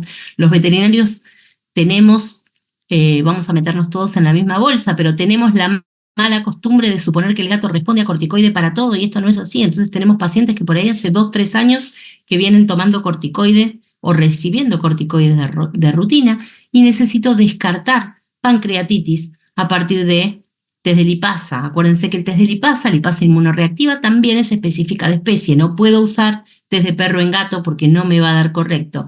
Si bien no tiene una sensibilidad del 100%, junto con los signos clínicos, es orientativo de pancreatitis. No esperen dolor pancreático en el gato, ¿sí? No esperen un dolor como les puede pasar en el perro o en nosotros. Más o menos para que se den una idea, en humana la descripción de dolor pancreático es del 86%. O sea, la gente que tiene pancreatitis, en el 86% de las veces dice que tiene dolor abdominal. En el perro, esto baja hasta el 50 y pico, 58 si no me equivoco, es una cosa así. Y en el gato está establecido en un 28%. O sea, al gato no le duele, el gato es Superman. No, el gato no manifiesta dolor. No quiere decir que no le duela. Entonces, junten siempre los datos, pero toda resistencia a la palpación abdominal es dolor hasta que demuestra lo contrario. ¿Sí? Y si lo sumo con el test de lipasa, si puedo o no, o con las modificaciones, puedo pasar a suponer que tengo un paciente pancreático, en cuyo caso puedo tener como consecuencia un paciente diabético. Acá dice Lucas, las cremas con corticoides son terribles. Terribles, sí. Hay una exageración de crema con corticoides y obviamente el gato lo que hace es empezar a lamerse. Y se lame, y se lame, y se lame, y se lame, y se lame. O sea que cuando se lame, terminamos con un paciente que está incorporando corticoide todo el tiempo.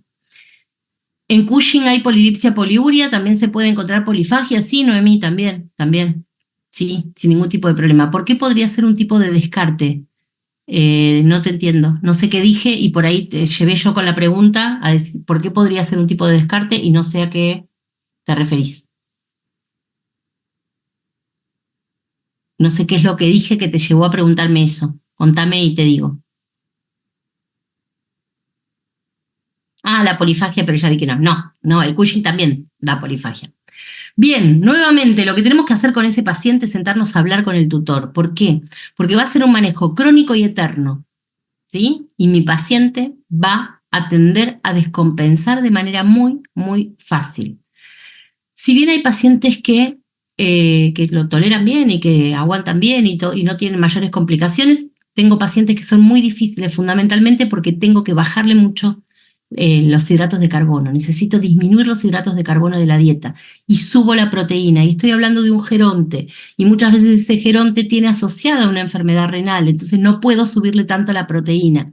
Se me empieza a complicar, pero la base del manejo dietario es disminuir los carbohidratos, fundamentalmente. El tema de disminuir las grasas va asociado básicamente porque es un paciente obeso y porque tengo una obesidad habitualmente asociada, entonces tengo que tratar de compensar eso. Existen distintos tipos de insulina, se puede usar insulina de acción intermedia, glargina. La realidad es que se trata de usar lo más cómodo. La glargina funciona bastante bien en gatos y se da cada 24 horas, pero no siempre aguantan 24 horas, entonces hay que hacer curva de glucemia y es realmente un trabajo. Se han usado un tiempo largo los hipoglucemiantes orales como la metformina, En teoría funcionan, en otras teorías no funcionan, así que en realidad cada paciente va a responder de acuerdo a sus características.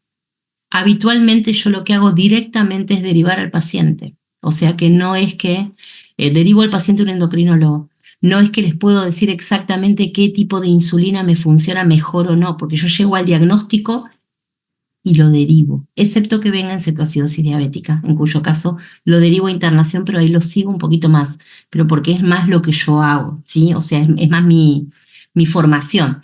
Con el tema de los hipoglucemiantes, hay quien dice que en realidad la buena eficacia de los hipoglucemiantes obedeció no a la respuesta a la diabetes, sino a que estábamos hablando de un paciente diestresado con hiperglucemias transitorias. Entonces, en realidad corrigió solo. Eh, en teoría pueden llegar a colaborar, pero si hacemos un buen manejo dietario, no sería fundamental que sigamos manejándolo a partir de ahí. ¿Existen elementos que agravan la resistencia a la insulina? Sí, la pancreatitis, como vimos. Si hay neoplasias pancreáticas, hay que sacarla. No podemos dejar una neoplasia pancreática nunca, porque la irritación que produce va a terminar generando inevitablemente, fundamentalmente les digo, una pancreatitis secundaria, y a partir de ahí mi mayor problema van a ser siempre las enzimas, siempre mi mayor problema con el páncreas van a ser las exógenas. Pero si pierdo parénquima pancreático, voy a terminar generando modificaciones a partir de las endógenas también.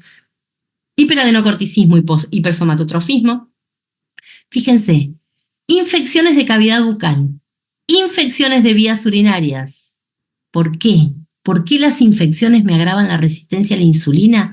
Porque existe una cosa que se llama síndrome de Pandora, porque existe algo que se llama interacción entre sistema inmune, sistema endocrino, sistema nervioso y percepción, y está influenciado por el medio ambiente. Y esto hace que obligadamente todo proceso infeccioso genere un aumento de resistencia a la insulina porque el paciente está diestresado. Y como está diestresado, hay muchísima movilización de adipoquinas. Y todo el proceso de citoquinas que se genera aumenta la resistencia a la insulina periférica, al igual que la enfermedad renal crónica. Así que es fundamental que trabajemos con el paciente como un elemento íntegro. Y para ir con el último tema, si vamos terminando medio en horario, vamos a redondear un poquito enfermedad intestinal inflamatoria linfoma. La enfermedad intestinal inflamatoria, que fíjense se los puse todos juntos, en realidad no va todo junto, son dos enfermedades diferentes, dos afecciones diferentes, ¿sí? Una cosa es la enfermedad intestinal inflamatoria y otra cosa es el linfoma. El punto es que estamos hablando de pacientes gerontes. Y cuando hablamos de un paciente geronte, la cercanía, la proximidad a la neoplasia es muy, muy alta. Y la enfermedad intestinal inflamatoria termina asociada a neoplasia la mayoría de las veces. Entonces, no voy a saber yo frente a qué estoy hasta que no hago una biopsia, y a veces con la biopsia tampoco. Cuando hablamos de enfermedad intestinal inflamatoria, hablamos de un proceso inflamatorio crónico que puede afectar intestino delgado, intestino grueso y estómago, ¿sí? Se asoció con la enfermedad de Crohn y la colitis ulcerosa en humana porque hay muchísima influencia de lo que es el elemento diestresante como para que se presente, igual que pasa con la colitis ulcerosa en humana. ¿Qué es lo que va a pasar con mi paciente? Va a presentar fundamentalmente signos sistémicos que pueden o no asociarse a lo que es gastrointestinal. Generalmente se asocian y el motivo de consulta va directamente de la mano con vómito, diarrea, hematoquesia y moco en la materia fecal. Cuando nosotros tenemos un paciente, gato, que viene con moco en materia fecal, lo primero que tendemos a pensar es que tiene dipilidium, ¿sí? Entonces, profundicemos la anamnesis y veamos qué es lo que pasa con ese paciente, cuánto hace que lo presenta y sobre todo asociado con lo que es el vómito como elemento. Porque para la gente es normal que el gato vomite y no es normal el vómito, ¿sí? A veces estamos hablando de un vómito de purga, un vómito que se presenta una vez por mes, que no tenemos mayores complicaciones, que es un vómito de eliminación de pelo de lo que sería en la naturaleza restos de uña, restos de presa. Pero si ese vómito se presenta con una frecuencia superior a 1 cada 20 días, tengo que empezar a buscar las causas de vómito crónico y meterme en un berenjenal porque realmente son muchas. Ahora, si yo asocio ese vómito crónico con materia fecal mucosa, tengo que empezar a pensar que estoy con un paciente que puede llegar a tener enfermedad intestinal inflamatoria, aunque no presente diarrea franca como motivo de consulta. Dentro de los signos sistémicos voy a tener pérdida ponderal y mal estado general. Fundamentalmente esto va a estar el mal estado en cualquier causa, ¿sí? Porque hay dolor asociado, dolor abdominal. Pero la pérdida ponderal va a estar asociada a enfermedad intestinal inflamatoria de intestino delgado, no de presentación de intestino grueso, aunque pueden darse las dos al mismo tiempo o por separado. ¿Puede haber anorexia asociada? Sí. Generalmente son pacientes que empiezan con polifagia, tienen hambre. ¿Por qué? Porque ese intestino no está trabajando de manera efectiva. Pero si yo sostengo el dolor, va a terminar con anorexia, ¿sí? Pero tengo que tener dolor sostenido. O sea que son pacientes muy crónicos cuando entran en anorexia. Suelen ser pacientes que ya hicieron tratamiento sintomático varias veces. Lo llevaron a la veterinaria de Pierina, que la tengo acá, y Pierina les hizo tratamiento sintomático porque era un paciente que presentaba vómitos. Y después, como no respondió, lo vio la semana y le hizo una dieta y tampoco respondió. Entonces se fueron a la veterinaria de Lucas, que sigue, y Lucas lo vio y le volvió a repetir el tratamiento sintomático y ese paciente tampoco responde. No responden a tratamiento sintomático porque nunca estamos tratando la causa. Ahora, como la gente tiene esa costumbre de pelotear entre veterinarios cuando la respuesta no es la efectiva, y nos suele pasar esto porque no solemos insistir con lo que es la consulta gerontológica anual, o sea, la medicina preventiva, el gato no manifiesta signos de enfermedad hasta que no está muy mal. Por ende, muchas veces son pacientes que no tienen clínico de cabecera más que para la revacunación anual y a veces ni siquiera eso. ¿Cuántos gatos tenemos que fueron al veterinario solamente cuando se castraron? O nunca, o cuando los agarró un perro y nunca más volvieron a ir. Entonces, solemos tener pacientes que vienen con tratamientos sintomáticos repetidos y que obviamente no responden de ninguna manera. El punto es que hacemos examen físico y nos encontramos con un paciente que no tiene nada, que no encuentro nada en el examen físico y que muchas veces hasta los métodos complementarios son dudosos a la hora de presentar modificaciones. Entonces, lo primero que tengo que hacer siempre es buscar qué es lo que puede estar pasando cuando tengo un paciente así. Y para esto vamos a recordar una cosa que se llama tejido linfoide asociado a mucosas, o MALT.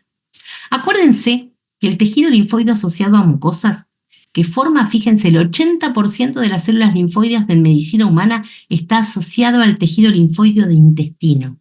Está asociado a mucosas porque es por donde entran todos los antígenos, porque la naturaleza la tiene recontra clara para saber qué es lo que tiene que hacer. Entonces, pone células de defensa en los lugares donde voy a poder tener elementos que me generen irritación o agresiones factibles. Intestino, nasofaringe, bronquio, conjuntiva, piel, vulvovagina, glande. ¿Sí? Todos los lugares donde nosotros vemos en pacientes nuestros y en nosotros manifestaciones de reactividad porque entró un antígeno. Ahora, ese tejido linfoide asociado a mucosas sirve para presentar esos antígenos y amplificarlos.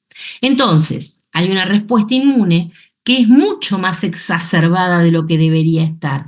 Generalmente ingresan los antígenos dietarios todo el tiempo, pero hay pacientes que aumentan esa respuesta al antígeno que se está presentando y empiezan a proinflamarse, empiezan a generar más anticuerpos de los que deberían y poca inmunoglobulina A. Entonces empiezan a manifestar reacciones de tipo inmune mucho más evidentes. Y esto produce un aumento en la respuesta inflamatoria de la pared intestinal, con modificaciones de la permeabilidad. O sea que antígenos que no deberían estar pasando porque tienen un peso molecular muy grande, ahí sí empiezan a pasar. Y por otro lado, las células inflamatorias empiezan a llegar y generar cada vez más respuesta de tipo inflamatorio. Acá me dice Noemí, por favor, vuelva a explicar. ¿Qué vuelva a explicar qué, Noemí?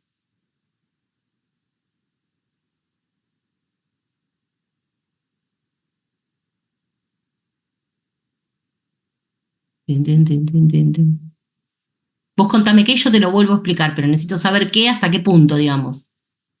Es que estoy en eso, la enfermedad intestinal inflamatoria, recién empiezo mi vida. Así que, no, por eso, recién empezamos. Vamos a la diapo anterior, así banquen un segundo el resto. así no queda Noemí colgada. Nosotros tenemos, dentro de todo lo que es la pared intestinal, un montón de células de defensa que están organizadas en forma de tejido linfoide asociado a mucosas. Ese tejido linfoide asociado a mucosas va a captar todos los antígenos que vienen del exterior, los va a procesar, va a producir a partir de la activación de linfocitos T, linfocitos B, un montón de anticuerpos, y ese montón de anticuerpos va a manifestar, por un lado, linfocitos T de memoria, y por otro lado, va a activar células plasmáticas para que generen mayor respuesta cuando se vuelvan a encontrar con eso. Para eso está el GALT, para defendernos. Entonces, cuando yo tengo un ingreso de antígenos que debería estar tolerado de manera normal, ¿sí? Que ingresan desde el exterior, pero el cuerpo tendría que bancarlo sin ningún tipo de problema. No se produce una respuesta normal, sino que esa respuesta empieza a ser exagerada, van a darse modificaciones en lo que es fundamentalmente la permeabilidad de la mucosa intestinal, por lo cual ingresan esos antígenos que normalmente no deberían generar respuesta, pero empiezan a ingresar también otros. Y por otro lado, empiezan a llegar células inflamatorias, y esas células inflamatorias lo que van a hacer es producir modificaciones fundamentalmente de carácter edematoso en la pared, y empieza a salir líquido hacia el interior de la luz intestinal. Eso, por un lado, esa modificación de permeabilidad hace que se empiecen a presentar antígenos de manera anormal, no solo en la calidad, sino en la cantidad de antígenos que se le empiezan a presentar a los linfocitos que están en las placas de Peyer de la submucosa. No puede el cuerpo bancarse eso, porque el exceso de antígenos hace que el cuerpo empiece a responder de una manera mucho más exacerbada de lo que tendría que responder de manera natural. Y esto, como hay un aumento de permeabilidad hacia los dos lados, hace que las bacterias empiecen a tener más comida, ¿sí? Porque están en un medio que les favorece para reproducirse. Pero esto no pasa con todas las bacterias de la microbiota. Pasa fundamentalmente con bacterias como las clostridiales y la Escherichia coli. Entonces, empiezo a tener una modificación de la flora, hay muchísimas más claramente, ¿no? Pero empiezo a tener una modificación de la flora que hace que todavía se irrite más el sistema inmune que tengo asociado a la pared intestinal. Entonces, los helper tipo 1 y los helper tipo 2, que generan de manera diferente y sumando los linfocitos B, respuesta tanto celular como de anticuerpos, empiezan a irritarse y se empiezan a multiplicar y empiezan a descontrolarse y cada vez producen más citoquinas. Y estas citoquinas son todas proinflamatorias,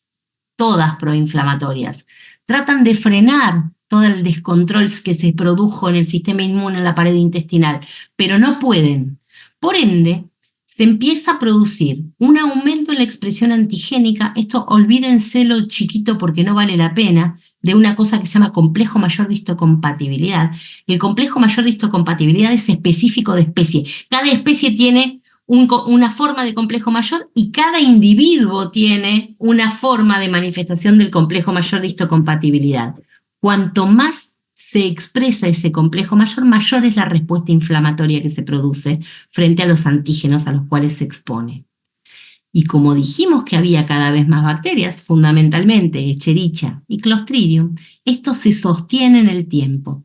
Por eso se dice que cuando hablamos de enfermedad intestinal inflamatoria, hablamos de un grupo de enfermedades de distinta causa, porque yo no sé qué es lo que me va a estar generando esa respuesta antigénica, que provoca un proceso inflamatorio de tipo crónico en la mucosa intestinal.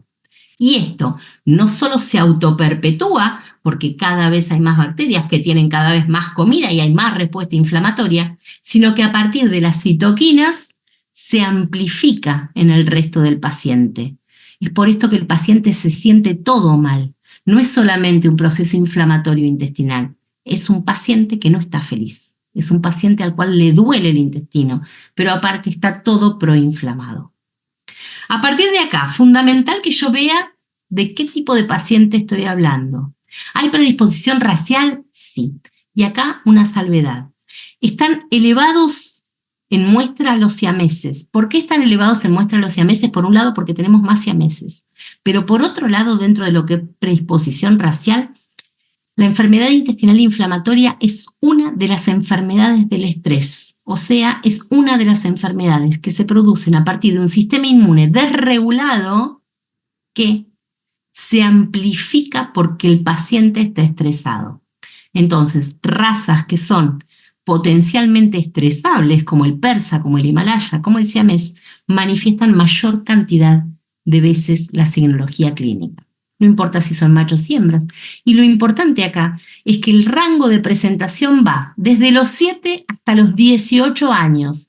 Entonces yo no puedo suponer que un paciente que tiene 15 años tiene otra cosa hasta que no descarto la enfermedad intestinal inflamatoria a partir de los signos clínicos.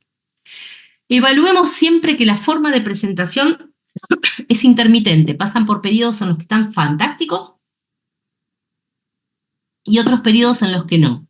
¿Qué es lo que me da esta variabilidad que se considera estacional? Fundamentalmente el estrés.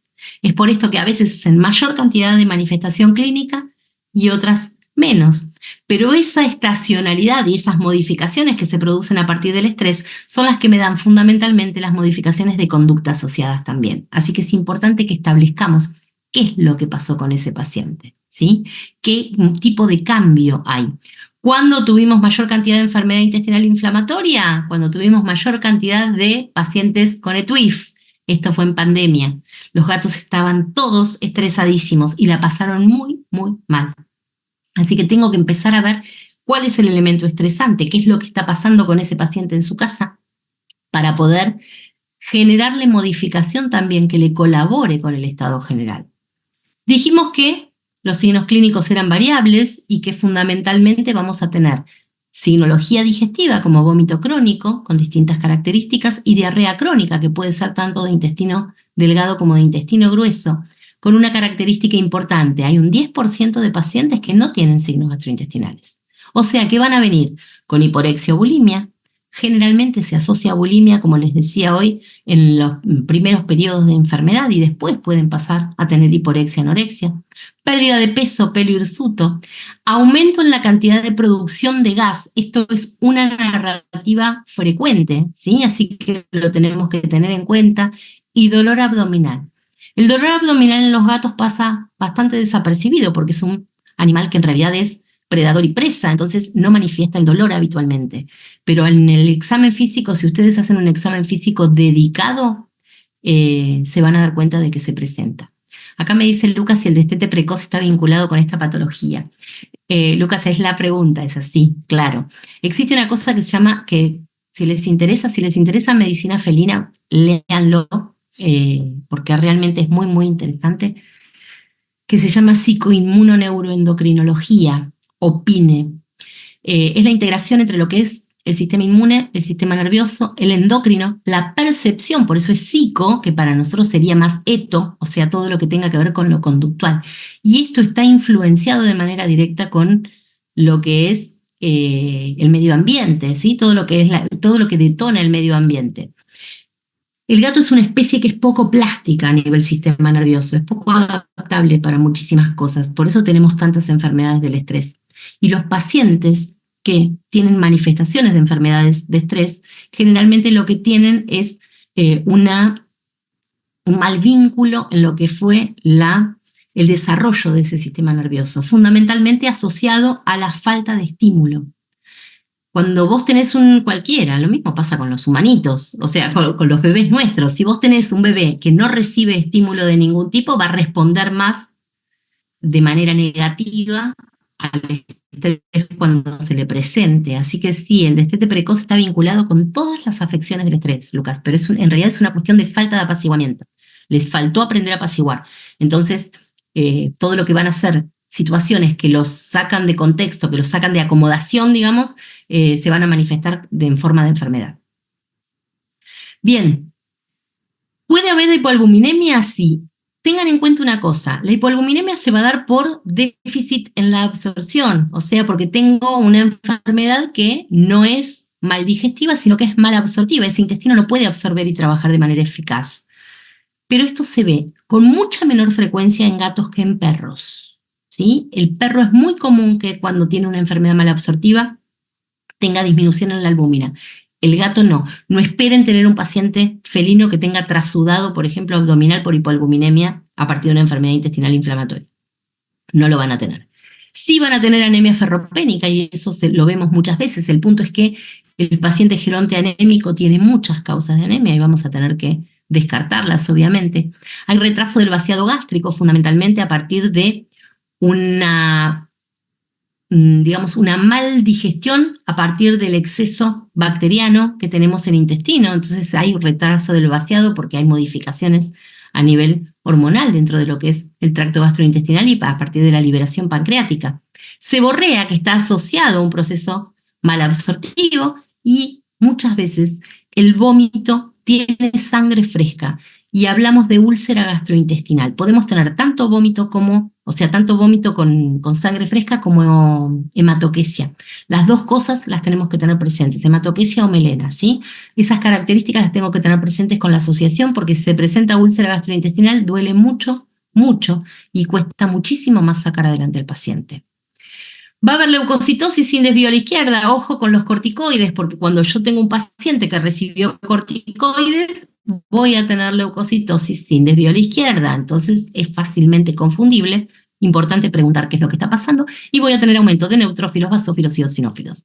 Anemia, como dijimos hoy, que puede ser ferropénica, hipoproteinemia en algunos casos, muy poquitos, pero está descrito dentro de lo que es los libros, aumento de todo lo que es compatible con una triaditis que puede haber empezado en páncreas, que puede estar asociado a colangiopatitis, pero son pacientes que muchas veces presentaron cuadros de triaditis con anticipación y eso tengo que evaluar qué es lo que está pasando para poder descartar dónde está el problema, qué es primero, ¿sí? Porque muchas veces la triaditis no empieza en intestino, si bien es una de las causas más frecuentes, y si lo que tengo es una enfermedad intestinal proximal, generalmente si mido folato está bajo y si el problema está distal, la cobalamina está baja, pero para eso tengo que llegar a sospecharlo y a pedirlo en laboratorio. ¿Se hace de rutina? No, no se hace de rutina. Generalmente no medimos folato y cobalamina, pero sí sepan que está dentro de las formas de llegar al diagnóstico. Nos encontramos con que las capas de la pared intestinal tienen una distribución que no es del todo regular y a veces presentan engrosamientos focales. Los mesentéricos están reactivos muchísimas veces y esto hace que yo no pueda saber si tengo una enfermedad intestinal inflamatoria o un linfoma. Es por esto que se los estoy dando juntos. Porque si tengo una enfermedad intestinal inflamatoria todavía puedo trabajar. Si tengo un linfoma también, pero se me va a empezar a complicar. Y tengan en cuenta que existe, digamos, como dato, a partir de la evaluación ultrasonográfica, que si la muscular del intestino es mayor que la mitad del grosor de la submucosa, es más probable que sea un linfoma. O sea, si el problema es mayor en la muscular que en el grosor de la submucosa, es más probable que sea un linfoma. Esto es un dato ecográfico que lo pueden buscar de cualquier lado, pero que por lo menos puede ser orientativo a la hora de pensar. La realidad es que obviamente el diagnóstico va a ser el fehaciente, el posta va a ser por biopsia. Yo necesito biopsiar. Puedo hacer en pacientes que están estables prueba de eliminación y darle pura y exclusivamente alimento hipoalergénico y agregar más cosas que voy a tener que agregar en el tratamiento, pero se fundamenta, digamos, en hacer prueba de eliminación. La biopsia puede ser tanto endoscópica como por la laparoscopía o laparotomía. La contra de la biopsia endoscópica es que, punto 1, no puedo saber qué es lo que va a pasar con la histopatología independientemente de que el intestino se vea o divino u horrible. No hay correlación entre lo que se ve a nivel lesión entre una muestra y la otra. Las muestras van a ser superficiales, entonces no siempre son de característica diagnóstica y hay que tomar de 8 a 12 muestras por cada sector de intestino, lo cual es un montón. La otra opción es la biopsia por laparoscopía o laparotomía. En lo personal yo pido siempre biopsia por laparotomía, yo soy bastante insoportable con eso, pero yo prefiero que me saquen muestra de espesor completo. Y a partir de la muestra de espesor completo, me quedo tranquila. La contra es que tengo que tener un paciente que tenga resto, o sea, que todavía esté lo suficientemente bien como para poder bancarse una anestesia, una escisión de pedazo de intestino y la recuperación sin que haya dehiscencia. Entonces, no cualquier paciente se la aguanta. Por eso lo ideal siempre es que hagamos medicina preventiva y que lleguemos antes de que el paciente esté horrible. Como les decía, el diagnóstico definitivo va a ser siempre la biopsia. El punto es que tengo que hablar con el patólogo. ¿Por qué? Porque muchísimas veces el patólogo no puede decirme si es una enfermedad intestinal inflamatoria o un linfoma de células pequeñas. Entonces, si el patólogo tampoco me lo puede decir, estoy complicada, ¿sí? Entonces, siempre, siempre anoten dentro de los diferenciales cuál es su presuntivo y que se fijen exactamente qué es lo que puede haber, porque entonces el patólogo se dedica a mirar el corte, ¿sí? Fundamental que le contemos de qué manera se presentó ese paciente, que el cirujano anote exactamente cómo vio el intestino, qué es lo que pasó y dónde se ubicaban las lesiones primarias, porque eso es orientativo. Dentro de lo que es tratamiento, obviamente, si es un linfoma, tenemos que evaluar tratamiento oncológico, que eso va a ser condicionado por el oncólogo. De nuevo, va a haber que hablar mucho con el tutor, como toda vez que estamos trabajando con un paciente geronte, pero sí sepamos que no se puede curar, ¿sí? Entonces, cuanto más tarde empiece, mejor para todos. No podemos curar la enfermedad intestinal inflamatoria, podemos controlarla. Y vamos a tener que controlarla muy, muy de cerca. Dijimos ya, dieta hipoalergénica, lo más bajo en grasas que se pueda, cosa de no darle lentitud a ese intestino para que las bacterias puedan multiplicarse. Siempre hipoalergénico y bajo en grasas. Se suplementa con omega 3 como antiinflamatorios.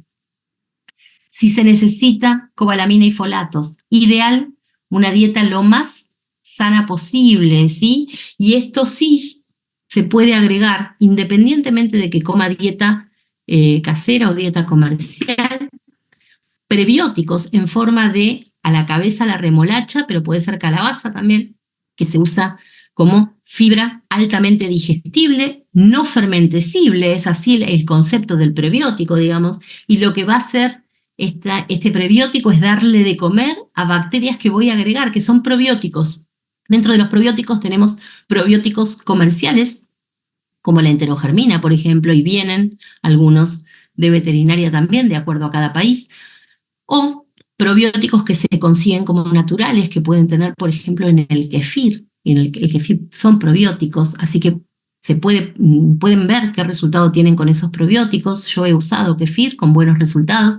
Se usan 3 días, 4 días, se hace una inclusión de probióticos en la dieta y a partir de ahí, junto con el resto del tratamiento, no solamente con el probiótico, tratamos de que ese intestino corte el sobrecrecimiento bacteriano, sumándole un antibiótico y reemplacemos esas bacterias que eran la Escherichia y el Clostridium, que no eran felices, con bacterias que sí lo sean, ¿sí?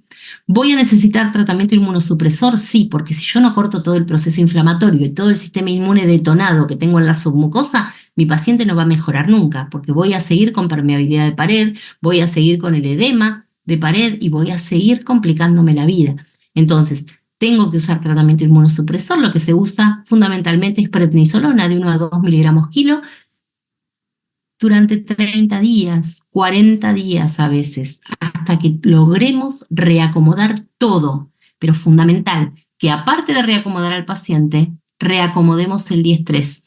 Porque si ese paciente sigue diestresado, no vamos a poder sacarlo adelante nunca. Así que tenemos que hacer mucho manejo medioambiental, mucho enriquecimiento ambiental y fundamentalmente comunicarnos con un etólogo si podemos, porque el paciente geronte necesita otros tipos de estímulo que a veces es difícil hacer sin que le cambiemos demasiado las rutinas, ¿sí? Y acuérdense que al geronte todo lo que es modificación de rutina no le anda mucho, así que cuidado con lo que son las exposiciones nuevas, fundamentalmente de coexistencia con otros animales, como nos puede pasar con esa gente que quiere incorporar cachorros todo el tiempo y el gatito viejo la pasa realmente mal. Hasta acá entonces con la clase de hoy. Acá me dice Lucas, ¿se puede suplementar con vitamina grupo B o es necesario hacer dosaje? La realidad, Lucas, es que la vitamina B, justo, en realidad, tanto en gatos como en perros, ojo, de paso, viste, vos me tirás esas cosas, siempre me haces acordar. Ojo con la suplementación a ojo con vitaminas del grupo B en los cachorros gastroentéricos también. ¿Qué pasa? Que todo el mundo te dice, ah, no, pero ya le metí vitamina B. Em, la vitamina B es la única vitamina hidrosoluble que tiene acumulación hepática, así que da toxicidad hepática. En lo personal, si me preguntás, yo dosaje no he podido hacer nunca. Lo he hecho a ojo, digamos, ¿sí? Pero siempre con dosis mínima. Y preferentemente lo que hago es acomodación dietaria, entonces no suplemento. Trabajo con todo junto, excepto que mi paciente esté en muy, muy mal estado. Y ahí sí, suplemento directamente. Porque viene, de hecho viene complejo B y viene cobalamina, ácido fólico. En dietéticas se compran como suplemento porque en humana también se usa mucho. Pero siempre, eso sí, con dosis adecuadas, ¿sí? Eso sí, la suplementación puede ser sin hacer dosaje, pero no a ojo. Y el problema del a ojo es pasarnos.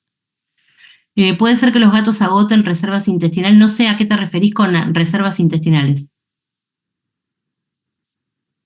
¿Qué es agoten reservas intestinales? Porque el intestino no reserva nada. No, el tema con la vitamina B, Lucas, es que se produce. La vitamina B la producen las bacterias. No es que agotan las reservas, es que se quedan sin porque tenés una muy mala distribución bacteriana. Entonces, como tenés reemplazo bacteriano por bacterias que no son efectivas, no tiene que absorber porque no hay nada que lo esté produciendo.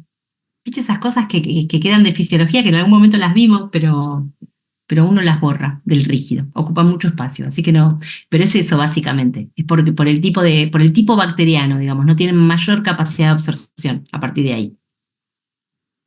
Necesitas por eso el reemplazo por los probióticos dentro de las cosas, digamos, más efectivas, es el hecho del reemplazo por probióticos. Siempre y cuando obviamente le puedas regular, por supuesto, todo lo que es el, el proceso inflamatorio de pared. Acuérdense siempre que cuando estamos hablando de enfermedad intestinal inflamatoria hablamos de un problema que se produce hacia la luz intestinal, pero se amplifica a todo lo que es sistémico. Entonces tengo un paciente que está todo proinflamado, todo lleno de citoquinas. Y si no corrijo eso, bastante más difícil sacarlo adelante. Si le sumo las enfermedades del estrés, si le sumo que tiene dolor crónico porque es geronte, si le sumo que muchas veces está obeso, son pacientes que realmente no los puedo sacar adelante. Muy bien, cuéntenme si tienen alguna duda, si tienen alguna pregunta. Si no, si estamos con todo así, con todo completo el día de hoy, los escucho. Todo claro, muy bien. ¿Qué antibiótico me dice Noemí? A la cabeza en realidad antes se usaba el metronidazol. Ahora en realidad se tiende a no usar tanto metronidazol y sí a usar tilosina. Es el antibiótico, digamos, de elección. Me dice Gerardo, doctora, si afecta el destete precoz, ¿cómo podemos ayudar al paciente para disminuir la posibilidad de enfermedad intestinal inflamatoria? A ver, todo lo que implica modificaciones que se producen a partir de la exposición del paciente, ¿sí? Como podemos estar hablando de destete precoz en relación a un mal manejo de lo que es psicoeto, o sea, de la interpretación del sistema nervioso y de la etología, va a tener un montón de enfermedades de manifestación, ¿sí? Una es la enfermedad intestinal inflamatoria, otra es el asma felino, otras van a ser enfermedades parasitarias, otras van a ser la cistitis intersticial. La cistitis intersticial como causa tiene solamente el diestrés. La realidad es que cada paciente va a cortar la soga por donde le resulte más cómodo. No es que puedo hacer nada para disminuir la posibilidad de enfermedad intestinal inflamatoria, más allá de generar un medio acorde al paciente y no suponer que ese paciente está cómodo porque no tiene manifestaciones de enfermedad. Por ejemplo, les voy a contar así a título informativo. Un paciente felino necesita 30 metros cuadrados para sí mismo, solamente para él. No sé, Gerardo, de dónde sos vos. Acá en Argentina, más o menos un departamento tiene 40-45 metros cuadrados, un promedio, un departamento de cualquier edificio. Y por ahí viven 4 personas y 2 gatos. No hay forma de que no haya estrés poblacional en un lugar así. Si yo le agrego a ese paciente cualquier diestrés de manera de invasión de territorio para el gato, lo peor que podés hacer para un gato es invadirle el territorio. Lo peor que podés hacer. Si yo tengo un paciente felino que viva donde viva, tiene invasión de territorio a partir de otros gatos de vecinos, por ejemplo, voy a tener altísima probabilidad de que me haga cualquiera de las enfermedades del estrés. Cualquiera, ¿eh? Por eso hablamos siempre de síndrome de Pandora. No puedo ayudarlo a eso desde el principio. Sí puedo sentarme y leer etología lo suficiente como para poder colaborar con el tutor cuando tiene un gatito que adoptan que es demasiado joven. Y otra cosa fundamental es tratar de decepcionar al tutor y que no esté adoptando cachorros de 45 días. Los gatos no tienen que ser separados de la madre antes de los 65 días, lo cual hace una diferencia importantísima a la hora de poder interpretar el medio ambiente. No pueden hacer buena interpretación del medio ambiente. Me dice Noemí, ¿el aumento de la vitamina B es tanta como para producir toxicidad? Sí, es lo que dije hoy, Noemí. Sí, la vitamina B es la única hidrosoluble que da toxicidad hepática. ¿A partir de qué edad dijo la edad de enfermedad intestinal inflamatoria? De edad media, 18 años, de 17 a 18 se considera. Me dice Oscar, en diabetes la hemoglobina glicosilada puede considerarse también como una de las pruebas. Mira, Oscar, vos sabés que en realidad en gatos no se usa la hemoglobina glicosilada. Si me preguntás, realmente te la debo como respuesta. Si querés te la averiguo con algún endocrinólogo, pero no se usa porque no daba buenos resultados o no era determinante medir hemoglobina glicosilada. Si querés te lo averiguo, ya te digo, no, me excede en conocimiento el explicarte por qué. No se usa, pero me excede la parte chiquitita, pero te lo averiguo y si querés la clase que viene te la cuento. Me dice Verónica, doctora, ¿cuál es el consumo de agua normal de un gato? Esa pregunta es una pregunta difícil, Verónica, porque en realidad depende de la dieta. Como les decía hoy, 70% del agua la absorberían de la dieta si comieran dieta húmeda. El punto con la mayoría es que no comen dieta húmeda y son animales de desierto. Entonces nosotros consideramos como consumo normal alrededor aproximadamente entre 60 y 80 mililitros kilo día. O sea que un gato de 3 kilos tendría que consumir aproximadamente 200 mililitros de agua, más o menos. Esto va a estar condicionado no solo a la comida, sino al tipo de actividad, al lugar donde viva y cómo sea el medio ambiente en cuanto a sequedad de humedad ambiental y asociado también al estado fisiológico de ese paciente. Así que en realidad podrías llevarlo de 60 a 100 mililitros kilo sin mayores complicaciones. Pero si tenés un gato que consume 100 mililitros kilo de agua, o sea, un gato de 3 kilos, 300 mililitros, por las dudas tenés que hacer control porque probablemente estés hablando de un paciente polípsico poliúrico. Noemí dice, me refería a que esas bacterias podían producir la toxicidad hepática de forma secundaria. No, es que Noemí, acá te hiciste un lío. Ni Escherichia ni Clostridium generan vitamina B. No, el problema lo que tenés es exactamente la inversa, que vos tenés un reemplazo de las bacterias sanas de intestino por Escherichia y Clostridium. Entonces tenés una depresión, tenés una pérdida de vitamina B, porque no lo están produciendo.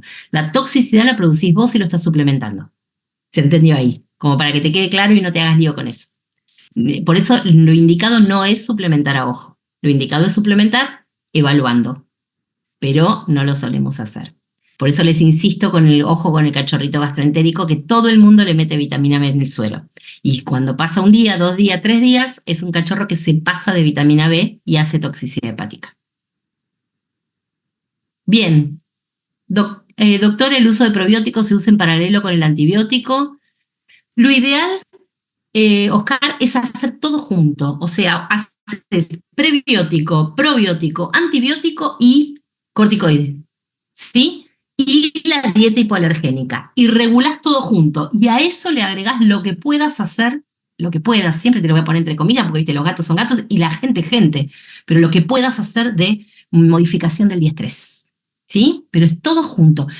Les digo, cuando tienen así enfermedades que son tan complejas, no hagan esa cosa. Y lo hacemos todos, ¿eh? Y a todos nos tienta.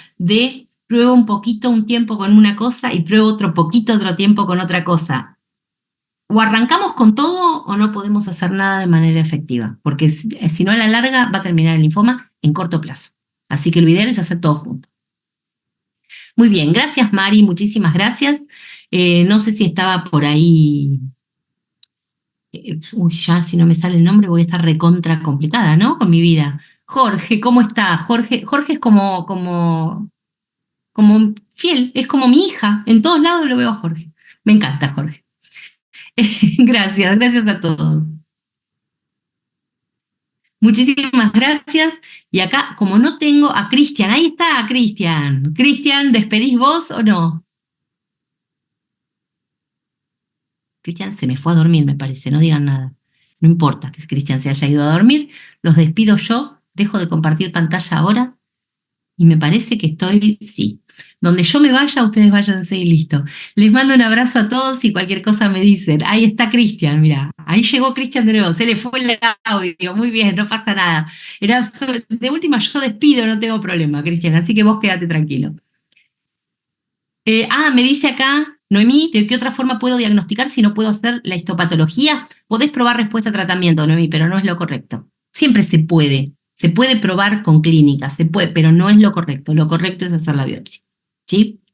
No, la eco no, amor, porque te da modificaciones, pero no es definitiva la modificación que te da. Te sirve para suponer, que es lo que vimos hoy con la parte de imágenes, pero no es, no te da de ninguna manera eh, mm, cambios realmente que sean efectivos para poder definir que tengas una enfermedad intestinal. Puedes sospechar, todo puede ser sospechar, pero no te va a definir nada. No pasa nada. Muy buenas noches a todos, nos vemos el viernes que viene. ¿Sí? Un abrazo a todos.